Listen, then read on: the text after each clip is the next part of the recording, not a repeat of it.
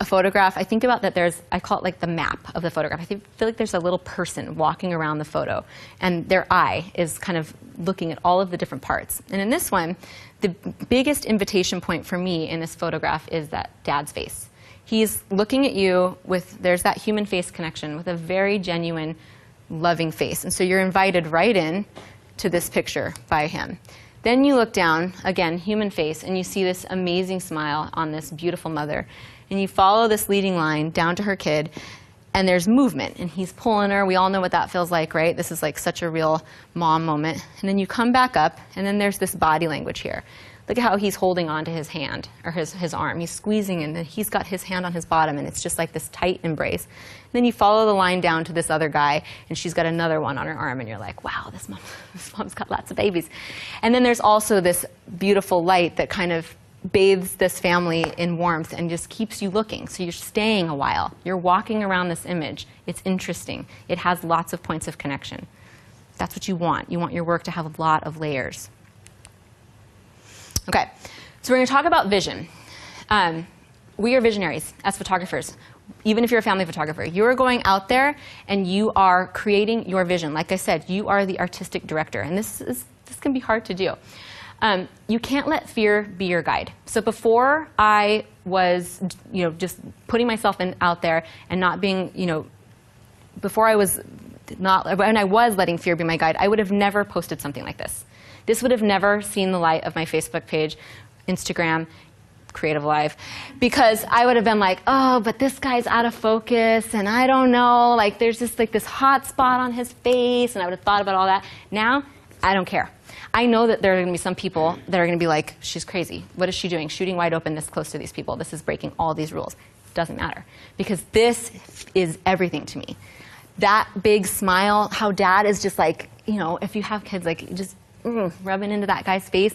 And even this dude who's super out of focus, I love it that he's out of focus because he's just kind of part of the image, but he's not the main show. Doesn't bother me. Fear doesn't guide me anymore. It's a lot easier to put perfect photos on the internet because they're not going to get criticized like this.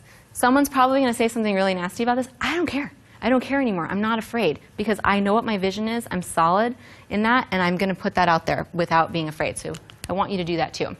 So it's really important to establish your own artistic vision, and you have to be patient with yourself. It's going to take time. This is something that evolves and changes quite often, right? As we grow and change as artists, this is going to change. So I'm going to give you an example. So this is a mom and her youngest of 4, and they had such a cute relationship. And a mom and I were chatting as we were walking around the session, and she was like, I can't believe my youngest is 9. Like, I can't believe this is my last baby. Such an awesome family. And so I wanted to capture that really intense moment. I had this vision. These are super cute. I put these in the gallery, but these were like too giggly. I wanted it to be more intense. I wanted this moment to feel a little bit more like that feeling of like loss, of like, I'm just holding on to this baby, right? So it took me a while, but eventually I got there. And that was my vision. I could have stopped before. The other ones are fine, but I was relentless. I had this idea in my mind that I wanted to execute, and I made it happen. And so that just takes having that pause, having that space in your mind to go forth and execute your vision. So one of the things that you can do to start understanding what your own personal vision is to start understanding your why. So understanding your why is, we all know we want to be photographers, right? That's easy. Okay, that's not a why. That's not why you're doing this. Why you're doing it has to be really deeply rooted. It has to mean more. It has to be something personal. And I'm going to tell you an outside of the industry story about a guy who knows his why because it's so perfect. So Sandra Cohn and I, actually, we were writing our business class.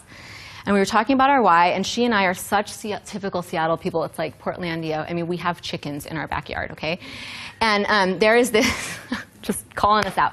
There's this chicken store in Seattle. It's the only one. It's called, and I went in there, and this is before my kids were trying to talk me into getting chickens again, and I came home from that experience, and I was like, Sandra, the chicken guy knows his why.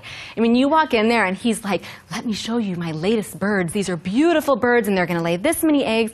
And let me tell you about my organic feed. I make it all myself. And let me tell you about how you can spoil your chickens with these little mealworms. I mean, seriously, the next day, I was in there, and I bought 3 chickens. I bought 3 chickens. He understands his why. That guy's not selling chickens. That guy is selling his passion for urban farming, for sustainable living. it worked. It was beautiful. It was such an amazing example of what I'm talking about here, which is kind of funny. I'm Seattling myself here, but it's very true. And so for me, my why has very little to do with photography, like you're probably understanding now. I don't really care about the gear that much. I'm not a technical person. My why is about connecting with these families. My why is about telling their story because I know what it feels like to have these children and see them growing up so fast you feel like you can't catch your breath. I know what it feels like to feel super stressed out as a mother and feel like I'm failing every day. And so my why is to show these women and show these families how freaking amazing they are. That's my why. It's different than, it has nothing to do with photography. So you have to really think about that. Why are you doing this? And like I said earlier, emotional connection is going to lead to satisfaction. They are going to be brand evangelists if you are showing them images like this that are making them feel something. They are going to come back to you every year. They're going to tell all their friends about how fun and easy the experience was and how much they loved their photos.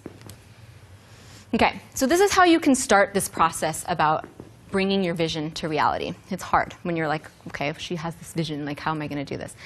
So what you want to do is start thinking about the emotions that you want to portray with your work. So a lot of photographers, they make the mistake of thinking about what they want their work to look like and not what they want their work to feel like.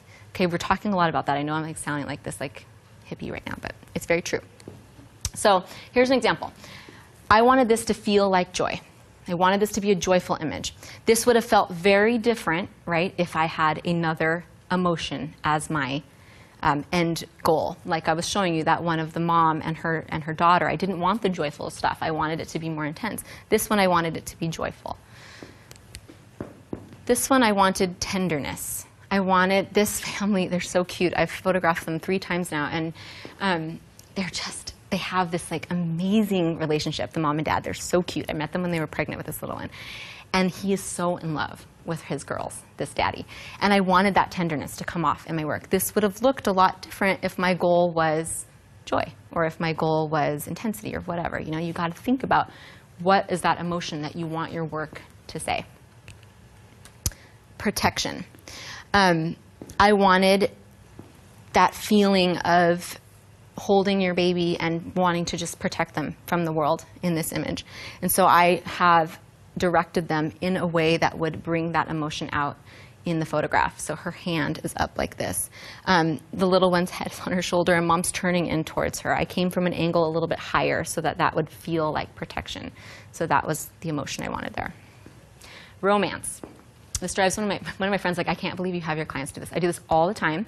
I got dad kissing mom's neck while holding a baby and pregnant. Okay, I do this, but this is not for everybody, I know, but I really like to romanticize family. I really like to show the connection between mom and dad because this is where it all started, right? And so I want my stuff to look romantic sometimes, and it does. And that's because that's the feeling that I want out of my work. It's not how it looks, it's how it feels. So that's how you can do that yourself, is right now you can write down, like, what do I want my work to feel like? What do I want to feel like? Think about it. Maybe pick 3 emotions even. Just start small and see how you can do that with your work, and it's going to make a big difference, and it's going to make that vision come to reality.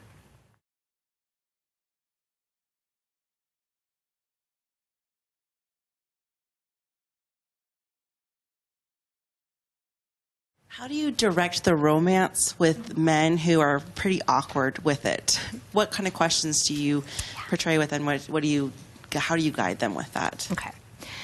So actually, the romantic shots are the easiest ones with men. The hardest shots with men are the ones of them looking at the camera, to be honest. Although a lot of them want to look at the camera all the time. You have to remind them not to, but that's hard. The way that I do it is I use a little bit of humor, but I really play up their connection. So I will say things like, you can go ahead and grab her butt right now while you're holding her. Just go ahead and grab her. I mean, I know that sounds like crazy, right, guys? But I get really silly with my families. And he laughs, and he usually does it. Or I'll say, look at your wife. She is stunning. Your wife is absolutely beautiful. I want you to kiss her on her neck, and I just want you to hold it there for a second. And what often happens is they laugh. They do a big laugh. But I just tell them what to do. To be honest, the more in control you are, the less likely they're going to have a hard time. So it's more your insecurity. Like, I understand that that's a weird thing to say. I host photography retreats with my friend, and every time I ask the dad to kiss the mom's neck, she's like, I can't believe you're doing that. But I just love it. I love the result. I'm a romantic person, you know, so it just kind of is part of who I am. But I think you just have to get past your own personal feeling of uncomfortableness, and it's going to be fine. I think I just made it work. Thank you, because that question was coming up online as well. Yeah, I knew that picture with it. Exactly. That I do it a lot, though. well, and not just that, how do you make them seem romantic, but also that concept of people feeling awkward, or when you are sensing that people are awkward, and how do you overcome that? So is it really that you're feeling awkward yourself? I think it is. So we're going to go into this, you know, when we start talking about guiding, posing, and directing. But one of the things that I think we worry about is that the family or the clients are going to not like what you're saying, or feel uncomfortable. But the truth of the matter is that they want you to be the expert. They want you, remember I was going back to that lifestyle photograph, they want you to tell them what to do. They don't know what you want from them. They don't understand what you are trying to do with your work, and they're coming to you because they saw this kind of stuff, and we're going to talk about that too, on your website. So they want you to make them into your art. So you have to be 100% in control. You have to be that artistic director. I mean, I will say all of those silly, intimate things to get them to open up. And usually they do. And they're usually very happy with the results. So you just got to get over your own insecurities, I think. Awesome. Thank you for that. And I love that we are going to see you in action later in the class with a family, showing us in real time how you do this. Yeah. So back on the emotions, a couple questions about that. Do you keep the same emotion, that word that you're focused on, throughout the shoot? Or is it based on a certain photo that you're creating? And then likewise, how are you deciding what that is? Is it based on the family, the day, the setting? Such a great question. So no, I would say that I execute multiple emotions at my shoots. I will admit that I tend to err more on the romantic, moody side. My work definitely is more that way. That will not be you necessarily. Like I said, remember, we're making the best you, not part, you know, we want you to do what feels right for you. So I don't just choose one emotion for the whole session. In the next segment, I'm going to talk to you about how I get to know the families before I actually see them. And so I can usually tell a little bit by what they've told me, what their disposition is. And again, I talk about this in the next segment as well, when we talk about preparing for the session. I usually can feel, you can tell what a family's like right away, right when you meet them. If you meet them and like, baby won't let mom put her down, and the other kid is like hiding behind her leg, and dad seems a little quiet, like they're going to be a little bit more quiet, and their shoot is going to be probably not as joyful and not as, you know, out there with emotions. They're going to be a little more tender maybe. But then sometimes you show up and the kids are like jumping all over the place, and dad's already got one over his shoulder and mom's laughing, and so we're going to go a little more joyful with that session. So you really have to tailor it to the family. And like I said, you know, you really got to be perceptive. You got to be relatable. You got to get to know them a little bit so that you can do those things for them. So I have a question about height. Yeah. How do you look for areas that have a log to stand on, or? You're going to see me do this. I'm 5'2", super short. I'm wearing high heels right now. I brought like flat shoes for the shoot though, because I run around. I shoot blind a lot. Here I am breaking rules again. But I hold it up like this. And the way that you can get away with that is you can just switch on your live view really quick, and you can see what the camera's seeing and then switch it off and shoot. So that's how I do it. I have short friends who bring like a little step stool to their sessions. I don't. I just can't imagine. I want to just capture every emotion and every moment that I'm seeing, and so I can't imagine being like, wait, let me get my step stool. So I generally just shoot blind over my head. When I'm in the home, I stand over them on the bed, or if they're sitting down, I'm standing over them. But yeah, I just shoot blind. And I have some really tall dads that are like 6 feet tall, and I'm like, to make it happen. But yeah, So a question from Donna Kern, who says, when you refer to eye contact, do you mean eye contact with you or eye contact with the other people in the photo? That's a good question. So I generally was talking about with me, with the subject, or with the lens, with the camera, because I was talking about inviting in the viewer. So we're going to talk a little bit about eye contact too in the next segment when we go into how to prepare for the shoot and that kind of stuff. But yeah, generally I'm talking about eye contact with me. And a question from Ann Reed, who says, I'm assuming Elena does not use a tripod since there's so much action involved. Is that true? It's true. I have one for when I do self-portraits like once a year with my kids. But yeah, no, I do not use a tripod. It's too restricting. Great. I can't see you with a tripod. I'm kind of a spaz. It's fine. Question from Marjorie, who says, I noticed in a few of the images you can't see some of the faces or the expressions, and I understand that those are not posed, and that with lifestyle images it is that emotion that you're capturing. But do you find that those images sell well too? And I know we're going to get into those that actually later. are posed. Every single shot that you see that I share with you is posed, except for like the occasional, like that one where they were on the log. That was an example. And I'm glad that you asked that, because I feel like there is us pigeonholing ourselves again into an old style of photography where the face has to be in it for it to be a valid photograph. I very often mask the face on purpose. Like the one with the mom that I was talking about, that vision, I went and I put her hair in front of her face. I wanted it to feel anonymous. The truth is, actually, when you can't see a face and you just feel what you're tapping into in those ones is that body language that I was talking about. And when you don't see a face, it actually allows you as the viewer to insert yourself in the image. So I find that I think that really helps actually in booking for their future clients, because they can kind of put themselves in there and be like, oh, I know how that feels. That's not me, but I know how that feels. So a faceless photograph is still very posed or directed. I don't really like the word posed, but it's still a valid portrait. Even if it's just a foot, that's a portrait too. It's a part of the body. But that's a good question. I get asked that a lot. I love the psychology that is infused into what you're teaching us, not just about the photographing part, but how your clients are perceiving what you're creating for them as an art. Thank you. Yeah. So one more question, unless we have more from in studio. Kayla says, I have a mother with 2 adult daughters coming up. Any advice for directing them? That's when it's basically 3 adults and creating those connections. Yeah, that's a good question. So I don't do a lot of extended family stuff. So most of my clients have children that are a little bit younger, but I would still use close body contact with adult children.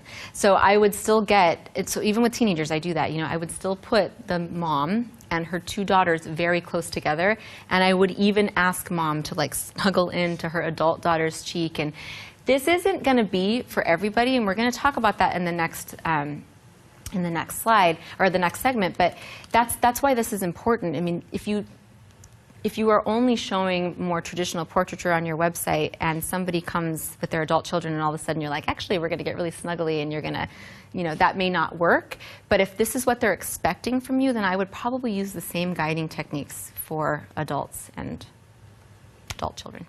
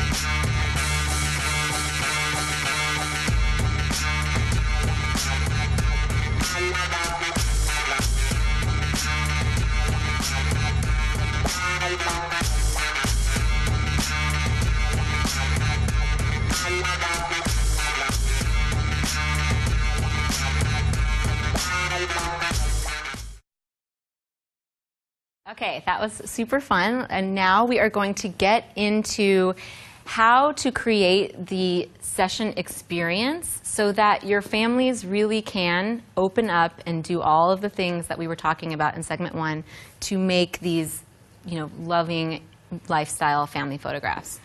So we are going to get into a lot of details on this one. Let's skip right in. Okay, so One of the places that I feel like photographers kind of, something that they miss when they're starting to work with families is that they don't do enough client education. Working with your families starts well before the shoot ever happens. In fact, I think that working with your families starts before they even inquire. So you really are reaching out to a particular type of person who is going to appreciate this kind of photography.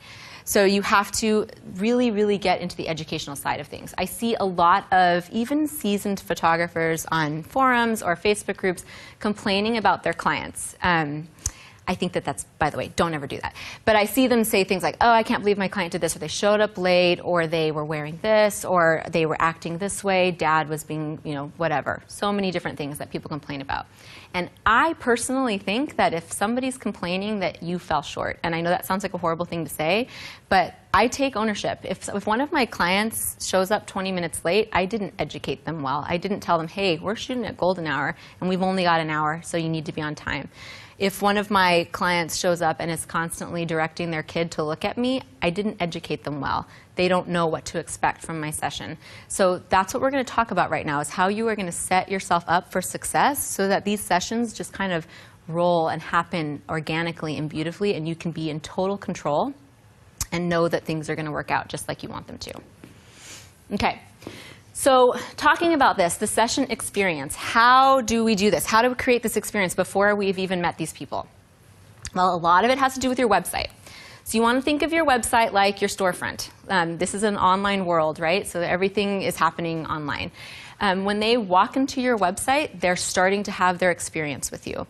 It's a really awesome, well-known photographer at WPPI. I was listening to him talk, and he said, my website feels like my living room. And I've had clients come into my living room and say that they feel like they're in my website. And he was like, that's exactly what I want. And it's very true. Your website should very much be a very true representation of who you are as an artist and who you want to attract. So we're going to talk, we can't get into that. A business class is a whole other ballgame, but we are going to talk a little bit about your portfolio, because that is really important in attracting this type of family. Hold on, let me go back to that for a second. I didn't mean to click forward. So the other place that the session experience happens is on your social media. So this is a social media time. You have to be able to market yourself on social media. It's just, you can't get around it. And your social media should be an extension of your website. It should be a portfolio, basically. It should be attracting, only speaking to those that you want to attract, only speaking your why. We're going to talk about that in a moment. So your social media is huge. Your website and your social media are very important in who we are bringing in to appreciate this kind of photography. And then it is the booking process. So this is when we start educating them. When they, and I'm going to go into the specifics of what I say and how I do this, but when they inquire, now we are starting with education immediately. You are the authority in this situation, and you are starting to set that tone of, hey, I'm in charge. I'm a control freak, I guess. But, and this is how your session experience is going to go. And so that starts with inquiry. And then we're going to talk a little bit about how I get them to relax, because I want their session experience to be relaxed. So many of my families, I would say almost all of them, afterward are like, wow, that was easy. And I'm like, yes, high five. That's what I want. That's my brand. That's how it works for me. I want it to go really easy for them. I want them to feel like this was a fun experience so that they come back and so that they tell their friends. And they do. They do. They become brand evangelists when you provide a really great session experience. So I feel like we got some questions sort of like this already, so that's why I'm glad that I'm talking about it. I get this a lot. When I'm mentoring people or doing portfolio reviews for people or people that want to get into this kind of photography, they ask me, but how do I convince my clients that this is the style for them? And the answer is, you don't. You should never, ever, ever have to convince anybody that the style of photography that you're doing is for them. If you are trying to convince somebody, then they're not your client, and they need to go with someone else who is the style that they want. That's the beauty of this industry. We're all different. We're all unique humans. We all have something different to offer. And so you aren't going to be able to satisfy everybody. And think about it. I mean, you don't want to. You're not going to do 500 sessions a year. Maybe you are. That's a little crazy. But you can't satisfy everybody. So you have to be ready to attract and repel. And when you're new, repelling feels really scary. And I get that. Trust me, I have done everything from birthday parties to dog portraits. I mean, I've done all the things, and that's fine. That's what you do when you're starting.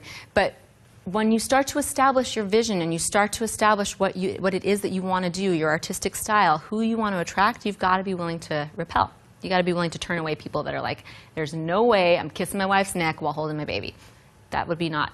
Some people are going to be super against that. Great. They're going to find somebody who's going to do exactly what they want.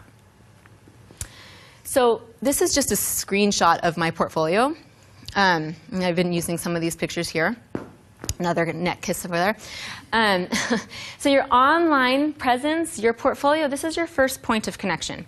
So like I was saying, I'm all over my work. All of this means something to me. So when somebody lands here, you can tell what you're going to get. My work's a little bit messy. I'm using the light in an interesting way. We've got lots of intimate shots here. This is just part of my portfolio. We've got parents kissing. You can tell that I use environmental elements. Like someone was asking me, do I do in-home sessions? I don't get asked to do in-home sessions because I'm not really showing them. I'm not trying to attract that. I don't mind them, but that's not where my zone of genius is. So you want to put stuff out there. You want to push your portfolio to its absolute extreme.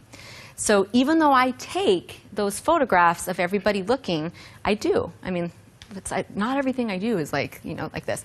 But I don't put it on my website because I want somebody to come and look at this and say, I want to look like this. I want to be one of these families in her portfolio.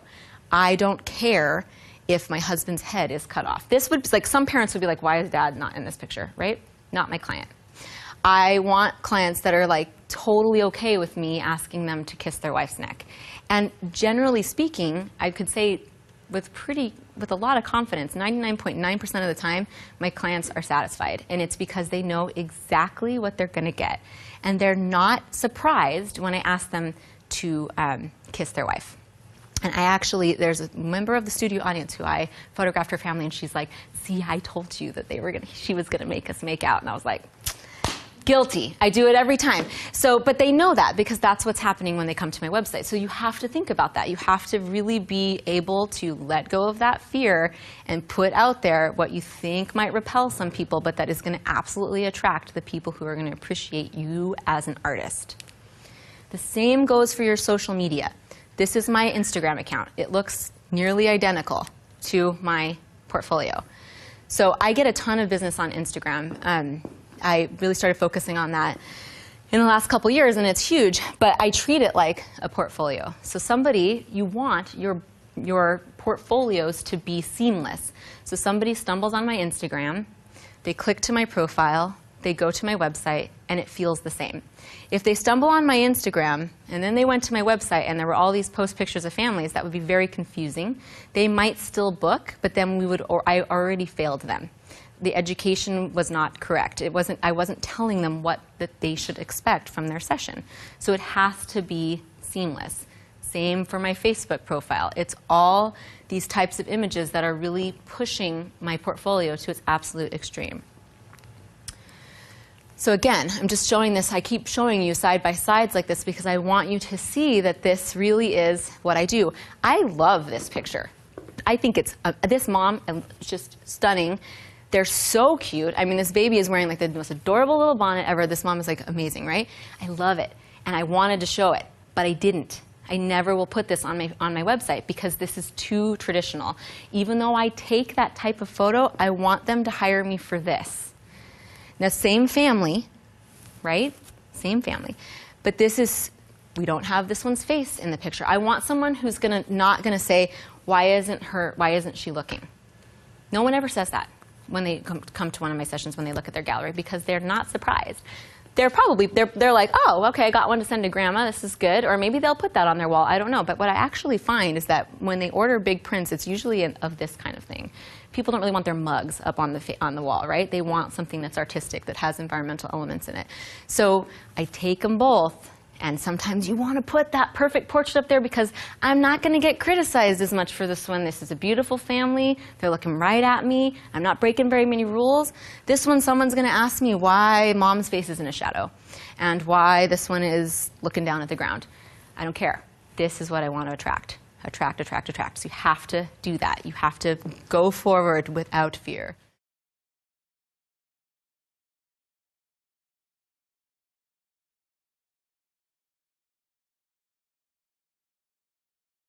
What is marketing is, so I love it. I'm obsessed, actually, with marketing. And, but we can't get too into it because that would be like a whole day class. But I do want to talk to you a little bit about strategy for this type of photography, which I've sort of already been giving to you, right? Like what we were talking about is before the client has even actually inquired. What is their experience with your brand when they land on your website, when they land on your social media? So what is a marketing strategy that really works for lifestyle photography like this, meaningful? It's telling your story. It's sharing your why. So remember, we talked about that. What is your why? What is it? Meaningful lifestyle photography isn't appealing to people visually. It's appealing to their emotions. So you really have to go there with your marketing. You really have to be willing to share that why. And you're sharing a little bit of yourself, which is a little bit of a vulnerable thing. I get it. It's kind of hard to do. But you got to do that. And that attracts these people that are like, yeah, I want that deep human connection in my work. They don't know that's what they want. You're kind of telling them that with your why. But that's what this is. So marketing is essentially telling your story. It's telling your why. That's, remember the chicken guy, right? Like I bought chickens from that guy because he feels passionate about what he's doing and he is sharing his why. And when you land on his website, he's doing it there too. So that's what you're going to do with this kind of family photography is you're going to appeal to your future clients' emotions. Okay? So, when I am speaking about marketing like this and speaking your why, I do this with every line of communication that I have out there in the world. Every time I post to social media, I'm sharing my why. Now you're going to get on there and you'll be like, oh yeah, she is. She's talking about the same thing over and over again. It's kind of true though. Every page on my website shares my why. Every point of contact with my clients shares my why. I'm doing it constantly, and we're going to talk about it in a second. I'm going to give you some really specific examples. So I'm going to read this. I know that those of you at home, it might be a little bit small, but this is just an example of me sharing my why. So this is an Instagram post, and I'm going to read it. So I said, motherhood is messy. Nothing can prepare you. It brings the highest highs and the lowest lows. I always say that I never knew I had anger management problems until I had kids. It's true. Just being real here. But I show up just like you. I work my hardest so that the 3 little ones who call me mommy know how loved and cherished they are. And I know you do too. At every session, I make it my mission to show my mothers that I see the goddesses that they are, and I show them because this is how their babies will remember them. I speak my why. And it's hard to do sometimes. Sometimes you run out of words. It's fine. It doesn't have to be that long. This is an extreme example. But you can infuse that. Remember I was telling you about my why earlier. I want to celebrate these mothers. I want to show them that they're crazy family, that chaos is beautiful, that this is something to be celebrated, that I see how powerful she is as a woman. This is not a lie. That's why your why has to be genuine. Like, I mean this with every ounce of my soul, and people know that. People can sense when something isn't authentic, right? So a mom that falls on this, sees this picture, and then sees this, and if she connects to my why, we meet, we already know each other. We're already pals. And that is generally what happens. My moms show up to my session, and I'm like, we have similar parenting styles. Our kids are often the same ages. Some of us have the same career paths. I mean, it's actually kind of uncanny. And it's because I am infusing myself in my work and in my social media stuff. Okay. So I got ahead of myself a little bit there. So when they inquire, they're already connected to me as a person. They know me. I am putting a piece of me in every picture. I am breaking the rules. I'm doing all of this stuff that maybe isn't what we should be doing, but that's me. And so when they are inquiring, they're already like, okay, I know her work, but they know me as a person. And like I said earlier, this is a saturated market, and we are all shooting with the same cameras, and we're all doing family photography, and we're all editing with the same software, right? So what can you do to set yourself apart? You can put yourself into your photography. You are unique. Every one of us is, right? And I know that sometimes when you're sharing on social media, you feel like your story isn't worth sharing, but it is. It is. Okay, people will connect to that. All right. So they don't know that they're doing it, but families are shopping for an experience. They think that they're shopping for a photographer. They're shopping for an experience. Now, I will give an example that is maybe not going to sound that nice, but you know how sometimes you, when you're new and you're doing the search and you're looking around and you see a photographer and you're like, she's not really that good. Why does she have a thriving business? Well, she's probably selling a kick-ass experience. So it's a big deal. How your clients feel when they interact with your brand and when they interact with you and when you have your session with them and when you deliver the images, again, we're back to that feeling thing. It's so much more important than the art that you're making, actually. So you have to think about, what do you want your clients to feel when they are thinking about having a session with you? How do you want to make them feel during the session? Do you want them to be, do you want them to feel comfortable? Do you want them to feel like it's a laid-back experience? What do you want? And that's going to be different for everyone because our personalities are all different, right? My clients, they all want a very easy and fast experience.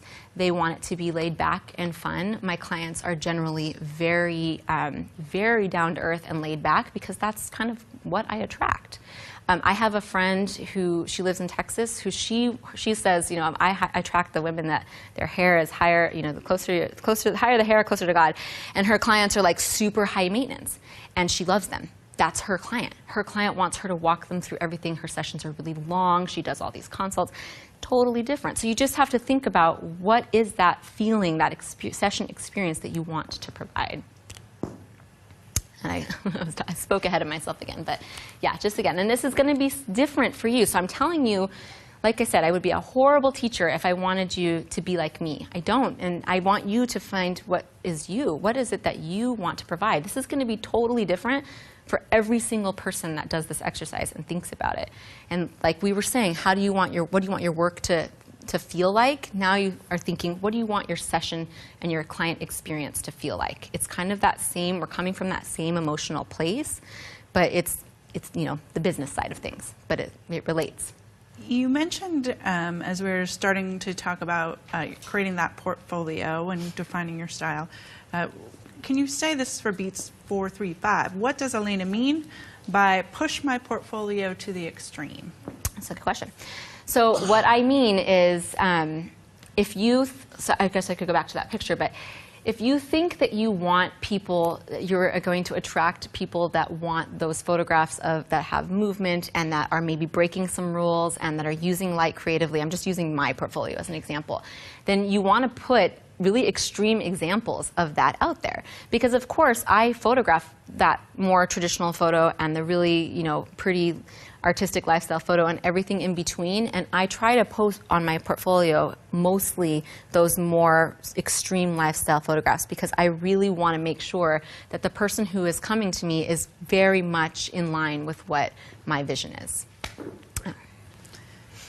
And so to that point, someone asked, says, I love how you create and capture images in the way that is true to yourself. How did you find or discover your own style? That's a good question. So that's kind of like what I was talking about with in the first segment, is that you really do need to do a lot of soul searching. You really need to think about why you're doing this. And going back to that why, we're going to talk a lot about your why. But because that's where it came from for me, is I had become a little bit out of alignment when I first got going with family photography. My first why was to capture my son authentically, and then I started doing it for business. Started thinking I need to fit a certain mold, and when I got back into alignment with my why and realized that the reason I was doing this had very little to do with that perfect family photo, but more to portray this romantic, beautiful version of what I think, the emotion and feeling of family is, that's when my vision started to become a reality. So you have to just do that introspection and look in and really think about why you want to do this. And it takes time. Like I said, be patient with yourself and be willing to change.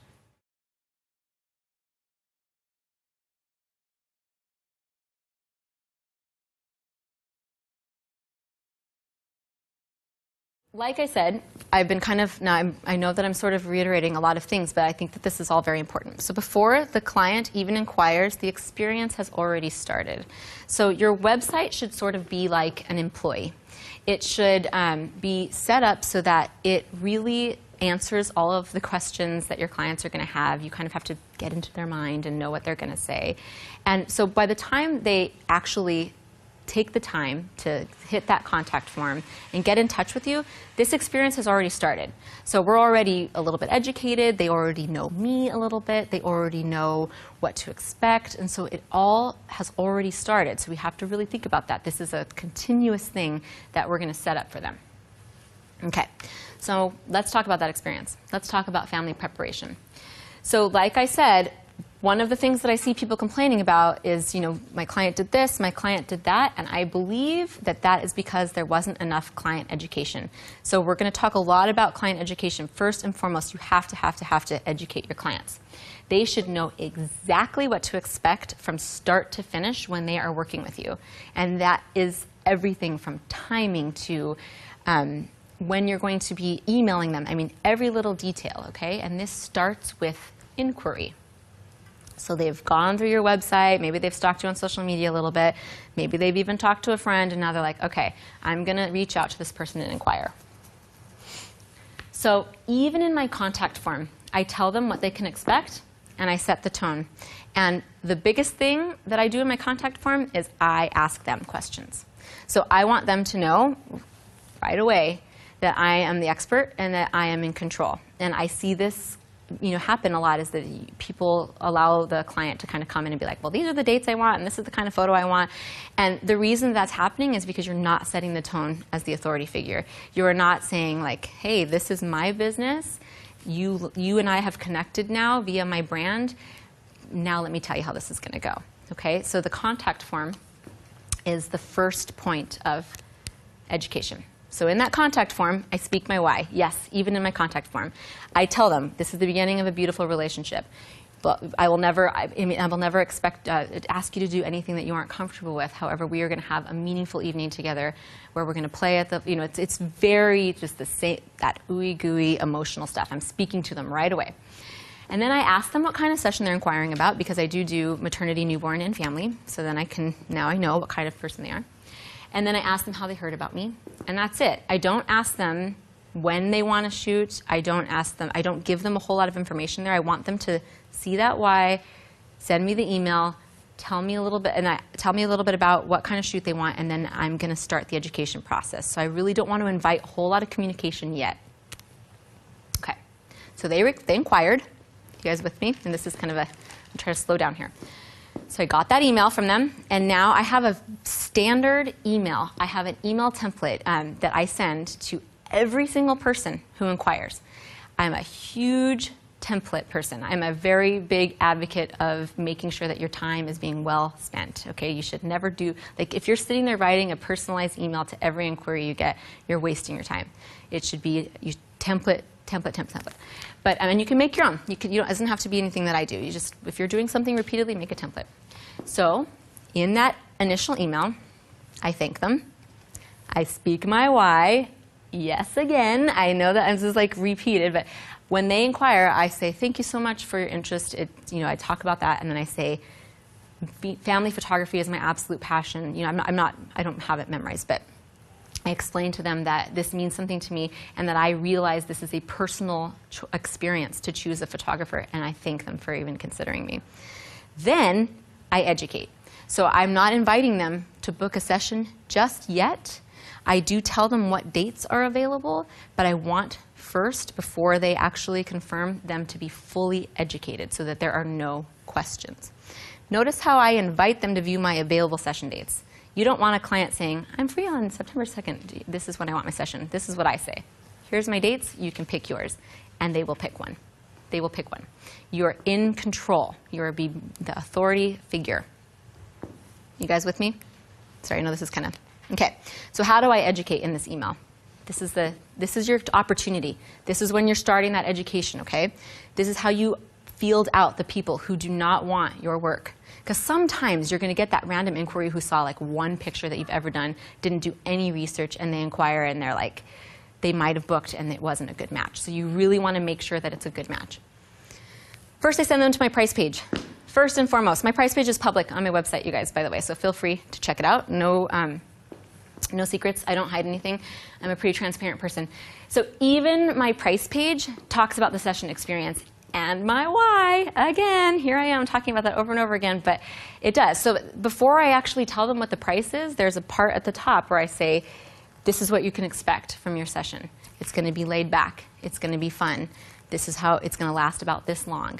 And then I go into why I price myself the way that I do and what they can expect from their price. And then I go into the pricing. Why do I include the price page? Some people are really hold back on the price page because I don't want them to book me if they don't want to pay my price. So this is great. You're going to field out a couple people right here with your price page. Then I give them a blog link, a blog post link. So these are all links within the email. I say, please feel free to go check out this blog post. And I will send them to a blog post that I feel like is a really good representation of my brand. Now, blog posts are a great way to connect with your potential clients because they see, this when they're looking at your portfolio, they're looking at just one, or a couple images maybe from a couple of sessions or whatever. But when they look at a blog post, they're feeling that experience. So here we are in an experience again. And when I blog, I want it to feel. I want my anyone who lands on my blog to really feel like they want that experience for their family. I'm going to read to you just an example of what I might say on my blog, just kind of like I did for the social media post, because I just want you to know that this is actually what I do. I'm very like, why? This is what I do. This is what I do. Okay. I'm not afraid to play on people's emotions. In fact, I think you should start doing that too. Alrighty. So this is a blog post. I don't have the pictures, but so I say, I believe that those that come into our life come for a reason. The reasons may never be revealed, but I do believe in this. I met this family when they were expecting this sweet little angel baby. They laughed easily and clearly enjoyed each other's company. It was one of my favorite maternity photo shoots to date. Then I had the pleasure of capturing their sweet baby girl at home when she was just a few weeks old. And it was an absolute pleasure to capture them again when she was just about a year old. When I spend time with this family, it makes me feel like I am hanging out with old friends. Nearly every session feels like this for me. This job brings so many beautiful souls into my life, and for that I am so grateful. I hope your new year is off to a great start. Thanks for being here. So just speak your why. Like, get emotional. Get touchy-feely. It works. It attracts people who are going to appreciate this kind of work. Okay, so I send that to I send a blog link to every potential client. I want them to have multiple times to interact with my work to make sure that this is actually what they want. Notice how I stay in control. So I keep talking about that. People are like, gosh, this is like kind of crazy. You're not giving them any choice. But it's because I want them to know that this is what they're going to get. So I think that the session experience actually ends up being better for both of you when you're totally in control. Because when you're not, what happens is you're going to get these people that are coming that have all of these ideas. I never have anyone come with like a Pinterest board or anything like that. That doesn't ever happen for me because I tell them, I am the artistic director. This is what we're doing. I am going to take care of you. I am going to give you a great session experience. You don't have to worry about a thing. And so it ends up being great for both of us, right? Because then it's kind of like a win-win. I tell them, like I said, exactly what they can expect. So in that email, there's no question what is going to happen if they book a session with me. So it just eliminates any of that guesswork. It eliminates any of that, oh my gosh, my client showed up and they wanted me to use these props. We talk about all of that. It's all there for them, okay? Hi. So can you just clarify, when you have the email template that comes back to them, within that template you're sending them to your price page and sending them a link to your blog. So it's quite a meaty thing. Mm-hmm. So even though that's a template, do you still sort of customize it to answer any specific questions that might have come in the initial contact? Like, can I bring a cake or something like that for my baby to smash? That would be a big red flag for me. Right. Yeah. So it is meaty. It is a meaty email, and it fields out the people who are like, okay, no. I didn't have it on here, and I thought that I did, but I also have an FAQ, and you're going to get that in the bonus. Is what is included in the FAQ, and I think I am actually going to talk about that in a minute. But I will if they said something specific, like, for instance, one of the best, most amazing, fun things that's been happening to me in the last couple of years, I actually think it's because of Instagram, because the reach is outside of Seattle, but is I've had some families travel to Seattle for sessions for me. And so like if they ask me something like that and say like, hey, we're going to be in town in September, yes, I'm gonna make a little blurb at the top that says, you know, let me check those dates for you or whatever. Or if someone says, hey, I found you because you know my sister's coworker and they loved your work, I'll say, oh, I love working with that family. So yeah, I will say a little tiny bit, but the amount of energy to answer one question or put a little bit of something personal in like that is so much less than if you're rewriting your emails every time. And when I have these links in there, it's ensuring that they're getting that education every time and that they are, if at that point, they know what they're going to get. And right at that point as well, they can't book yet. They have to, I say, I look forward to hearing from you. Let me know if you are still interested, and I will send you a link to my welcome site. And so they have to put a little bit of energy in, my clients. And that's why they appreciate it so much. You have to be that authority. Yeah.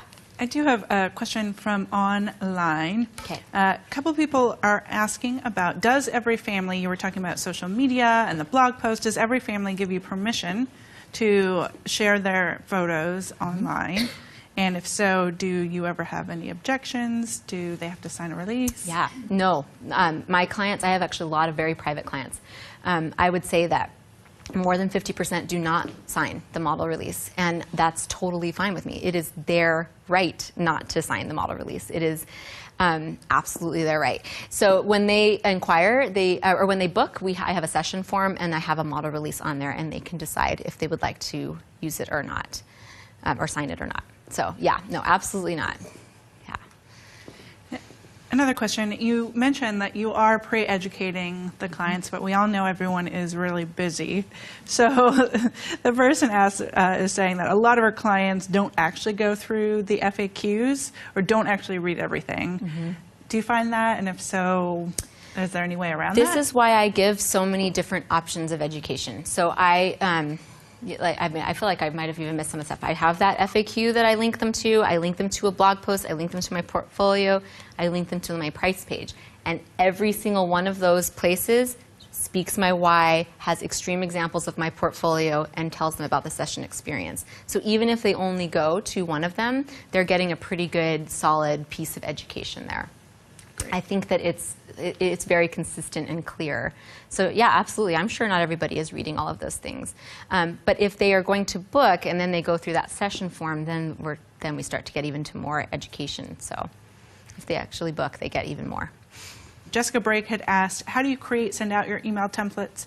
Is that a program that you automatically sends it out? Mm-hmm. Do you have auto reply, or do you respond to each one, just copy and paste that? Okay, so that's a super good question. And I will admit that I do use a studio management software now, but I just started like a few months ago using that. So I always want to show you how you can do this for free, any of this stuff, because you can automate, you can do it all for free. So before studio management software, I simply had a Google Doc that had my template, and I would just copy and paste it. Think simple. This doesn't have to get complicated. It can be super simple. Even the act of just copying and pasting is going to take so much less energy than sitting there and trying to write out an email. And I did that for years. I don't know why. I did that for years. It was silly. So don't just write out the email.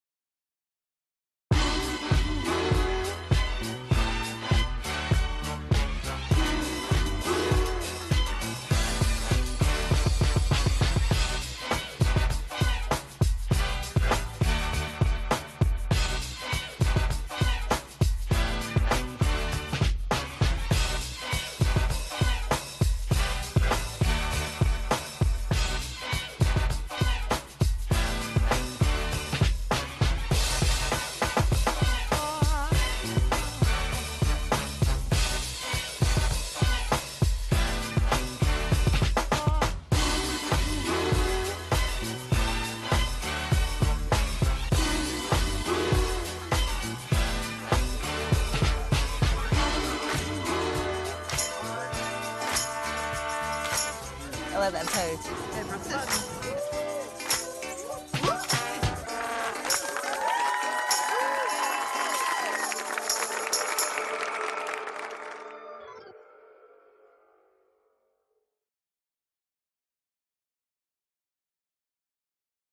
So they booked. You roped them in. I know, look at that face, right? She's like, what? She's like, why did we book this session, Mom? So they booked. Now what? Okay, so now what happens? We're still educating. So if for the only reason that you educate is so that they're not sending you 500 emails, then let that be the only reason. Because my clients never email me, you guys. It's glorious. They book. I send them all this education. I tell them exactly when they can expect to hear from me again, and I don't hear from them again until then. It's perfect. And that's because I'm busy. I don't have time. I don't have time to be answering emails. You don't want to get sucked into the email game, okay? So once they book, the education continues, and I'm going to send them to my welcome site. And when I say welcome site, all it is an unlinked page on my website where I lay down all the meat and potatoes of what is happening. Now, some people like to send out a PDF, like a welcome PDF. That would work just fine. Whatever you want to do. I prefer to just keep everything online. It's so much easier that way. I'm never having to grab it. Just send a link. I actually have an email template for this, where if they book, then I just send them that email template that's like, thank you for booking. Don't forget to put this on your calendar. Here's the link to my welcome site. So it's all very, it just kind of runs itself, and it's because I've got these systems that I've kind of created for myself. So if you educate them well, like I was saying, this is going to save you time. They're not going to send you questions. You already answered them. You want to think about what questions they're going to have before they have them. They're happier because of that. You're happier because you're not getting pestered by your clients, okay? They know what to expect. So what is included in my welcome site? So I couldn't, my producer was like, you can't send these little tiny, I didn't want to give you guys little screenshots of it because it's so much information, but here's the general what's included in my welcome site. Starts with my why. Yes, again, I know I keep talking about that because it's so important. You want these people to really, really connect with you and appreciate this really intimate and deep style of photography. The next thing I tell them is what kind of communication that they can expect from me and when. It's so funny because what I tell them is that I will email them the Monday before their session, and if I forget, you better believe I get an email on Tuesday. They are waiting for that communication, but if you don't tell them that, you'll have them 10 days before the session or 2 weeks before the session emailing you. I was wondering about, whatever it is they're wondering about. So I tell them what kind of communication they can expect from me. I talk about how to decide on their location for their session. Here's client education again. I have a blog post that I made that's out on the interwebs. It's really great for SEO, but that talks about all of the different kinds of locations that I shoot at. I'm not giving them a choice. I say we can go urban, we can go field, we can go mountain, we can go forest. So I give them the different types of locations that I offer so that they can make a choice that is going to work for them. We don't actually confirm this until that week of the session. It's not important. You don't really need to know if you're going to be in control. We talk about the time of their session on my welcome site. I explain that we're starting at golden hour. It's important that they're there on time. If your client is late, it's probably because you didn't educate them on how important it was to get started. Okay, my clients are never late. I explain to them how long the session's going to be. We talk very briefly about what to wear. I don't care what my clients wear. I don't know if you've noticed, yes, some of my clients just bring it and they're super stylish. Some of them are wearing Patagonia jackets and jeans. We live in Seattle. I don't care what they wear. It doesn't matter. My hope is that you don't notice what people wear when I take photographs. My hope is that you notice the feeling. So we talk about it a little bit. Some clients are a little more fussy about it and worried, but that's on my welcome site. We talk about props. I explain to them that I don't use them. I say it right there on my welcome site. I say, if you have something really special that you think you want to bring, we'll talk about it, but I don't use props, and I tell them why, because I think it distracts from the connection that we're trying to capture with their family. It would be weird for someone to ask for a prop, though, when they see my website and there's no props. So again, that portfolio needs to really sell what you're selling. We talk about their children. So this is a question that I get a lot, where people say, how do you deal with moms who are constantly scolding their children, who are constantly asking their children to look at the camera? How do you deal with unruly children? This is how I deal with it right here in client education. I tell the mom, I'm going to worry about your kid's behavior. You don't have to. Your child is perfect just the way they are. We're going to have a lot of fun. This is going to be really laid back. I am never going to ask your child to smile. I say that. Never. If your child smiles at a session with me, it's because they were actually happy. Period. Done. You're done with that. They're never going to ask you that again. That's a pretty powerful thing to say to them, and they get it. They're like, oh, okay. My clients are never doing that. They're never in their face like, smile, smile. Because if you see my work too, I like really, pensive pictures of children, and so that's what you're going to get. Okay? So that's a lot. The welcome site is meaty. I send them to this again that week before the session. I send them to the welcome site again. Sometimes if they email a random question, I send them to the welcome site. I don't answer it in the email. I link them to the welcome site because every question is answered here. Okay, so how do we get to know these families fast? I'm telling you, like, we're going to do this deep and amazing thing with these people that we don't know. It sounds like a pie in the sky, right? Okay, so I'm going to tell you how you do it. So I ask them, I have a session form, like I said, and I ask them one really simple question. Now, of course, I ask them the ages of their children, and I ask them to tell me any behavioral traits that they think that I should know about that child. And it's amazing because they'll tell you, like, so-and-so doesn't like the camera, so-and-so is going to be hard for you to photograph. They really will tell you. They want a successful session experience, so they're going to help you out. But the most powerful question, where I get these amazing answers, and I'm not making this up, I'm bringing you an actual one. I keep showing this family because I love them so much. I see them once or twice a year. They're like my people, they keep coming back. So very first time she inquired, I said, the question is, tell me about your family. And this was her response. And I'm going to tell you, I want to read you the response, and then I want you to see what's happening here and be like, okay, now I can see how we could make a map of how that session was going to go based on this response. So she says, we moved to Washington 6 months ago from New Zealand. Jason is a Kiwi, and both Tiger Lily and Atticus were born at home, overseas too. Interestingly enough, I'm a home birther, and I get tons of home births. You'll get the same kind of people it's kind of amazing. Stella and Pierce are both natives to California, and Everest, born at home, right here in Washington. Jason is Pierce's stepfather. So now you're getting some dynamics. Okay, we have a stepchild. She's a home birther. We got lots of babies in a short amount of time here. Okay, where'd it go? We bought the house in Redmond only a little over a month ago. We had family newborn photos taken when Everest was born. Thought that though they were done in a studio, not my ideal shoot, and somehow we managed to neglect getting a picture of the 6 of us. With Pierce on the brink of returning to New Zealand for university, I'm keen to get a photo of all of us. Pierce is so excited, but willing. He's a quiet, so this is Pierce, her teenage son, right? Okay, so he was about to go to college. He's a quiet person, but with some attention, his character really comes out. Play with it. Jason isn't used to having his picture taken, but does well given direction. This is her husband. He doesn't like traditional staged photos, something more creative that reflects him being hands-on and into his family. Tiger Lily has a lazy eye, which shouldn't matter much in this shoot because I'm not looking for family photos of us looking at the camera. Atticus is busy. I mean busy, and his temperament is probably going to be the most challenging for you. Everest is the sweetest, but in saying that, Murphy's Law, fingers crossed. Stella, the mom, I hope to capture some fun today. It's not like me to book a photo shoot this quick. In general, I would have had my hair done and all of those things, but I don't think that I'm going to have time for that. Fresh makeup, etc. We'll see. So she's kind of like candid. I can just tell her personality, right? She's kind of funny and but with so many kids, who has time? It's sort of fun winging it. So she ended up, she booked, and I had an opening, and we got her session on the books pretty fast, which doesn't happen a lot with me. But just with what she said, okay. So what did she tell me? I know that we've got a stepfather situation, so I'm probably not going to get this teenage son right against his dad. If it were biological, yes, I'm all about the dad hugs, okay? But I'm probably not going to do that. Now I know. If she hadn't told me that, I wouldn't have known, right? I know that she's got one that has a lazy eye, so we're going to think about that. I actually captured it. I love it. I think it was awesome. It's a little beautiful thing about this child that I capture every year.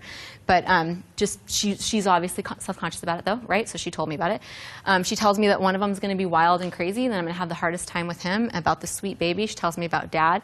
So I have all of these things, but what I can tell is the tone of her family. You can tell she's kind of laid back. She's kind of silly. She's like, I'm going to go with the flow. I could feel it. I knew she and I were going to get along great. And we have had drinks since. She's like, I love this woman, okay? And this is a client. So asking them to tell you about their family, it's a simple question. you have to really read into it. So now you can go into that session and think about, okay, I'm going to be a little bit more careful with this guy because he's going to be maybe a little wild and he's not going to want his picture taken. Dad, he does well with direction. That's cool, good to know. So you're getting these little nuggets of information. So you have to kind of study it, right? Do you tell your clients that they will get that grandma shot as well as the lifestyle shots? I don't say anything about that. No. I'm trying to remember if maybe I sneak it in a little bit I think in my welcome site, one of the exact things that I say is I'm not looking for a photo of everybody looking at me. We might get one, but that's not my goal. So they're not expecting it. And I've had full galleries where we didn't get one. But I have the freedom to do that because they're not expecting it. And do you ever meet with clients, with your families before in person, like have coffee, et cetera? Oh, time is money. If you're doing that, you have to make sure you're charging enough. We're going to talk about that in pricing. But Great. Nope, I'm all online. My people are as busy as me, which is great. So they don't want that. I know that that's a business model for some people. That would never work for my people. They'd be like, are you kidding? I can barely make the time for the session. I'm not going to come get together with you. Yeah. Do you make your phone number available for them to text you or call? No. Don't give them your phone number. I give them my phone number that Monday before the session, and that's it. And I say, text me if you have any last-minute questions or like if we get, because we're usually meeting at a location or whatever, so when you get there, but I do not give them my phone number before that. So going back to the calendar thing, when you're talking about inviting them to look at your calendar, how far in advance are you showing them? And how do you deal with people who say, well, I'm only available on the date? Then, so I actually book out a year in advance, almost 100%, and that's all. Like I said, we're not going super business strategy right now, but usually my fall books out about a year in advance. And how I now deal with that is that my clients just expect it, and if they wanted another date and it wasn't available, I would just let them go, because it's really important to me to keep those boundaries. I have 3 children of my own, and like I've many different facets of my business, and so I would just say, I'm sorry, this isn't going to work. Let me recommend one of my great friends for you, because I do have some amazing photographer friends in the industry. So that's just how I do it. Now I know that when you're just starting and you do have more areas open up on your calendar, you can be a little more flexible, but I do invite you to start creating those boundaries as soon as you can, because you can let your business run your life if you aren't careful. And trust me, I used to do that. So speaking from experience here.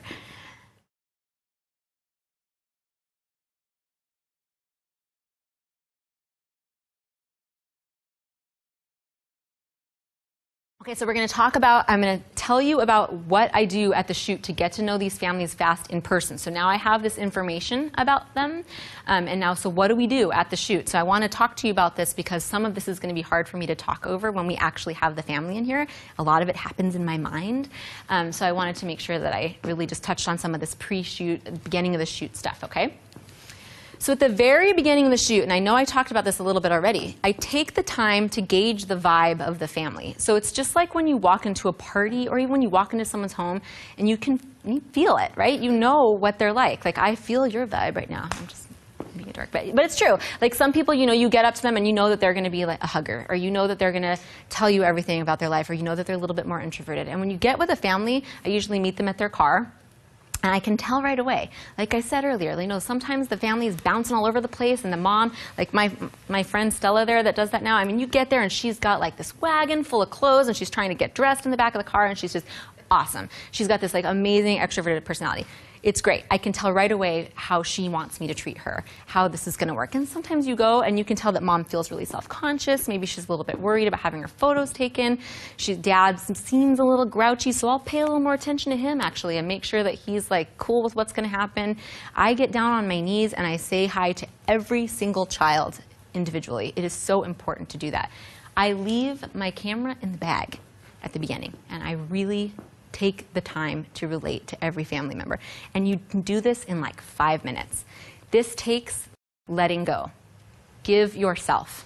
Be yourself. You do not have to be anything but yourself. Remember, they came to you because they love your brand. They came to you because they love your style. So just be you and relate to these people and let them know that you actually care about who they are as humans.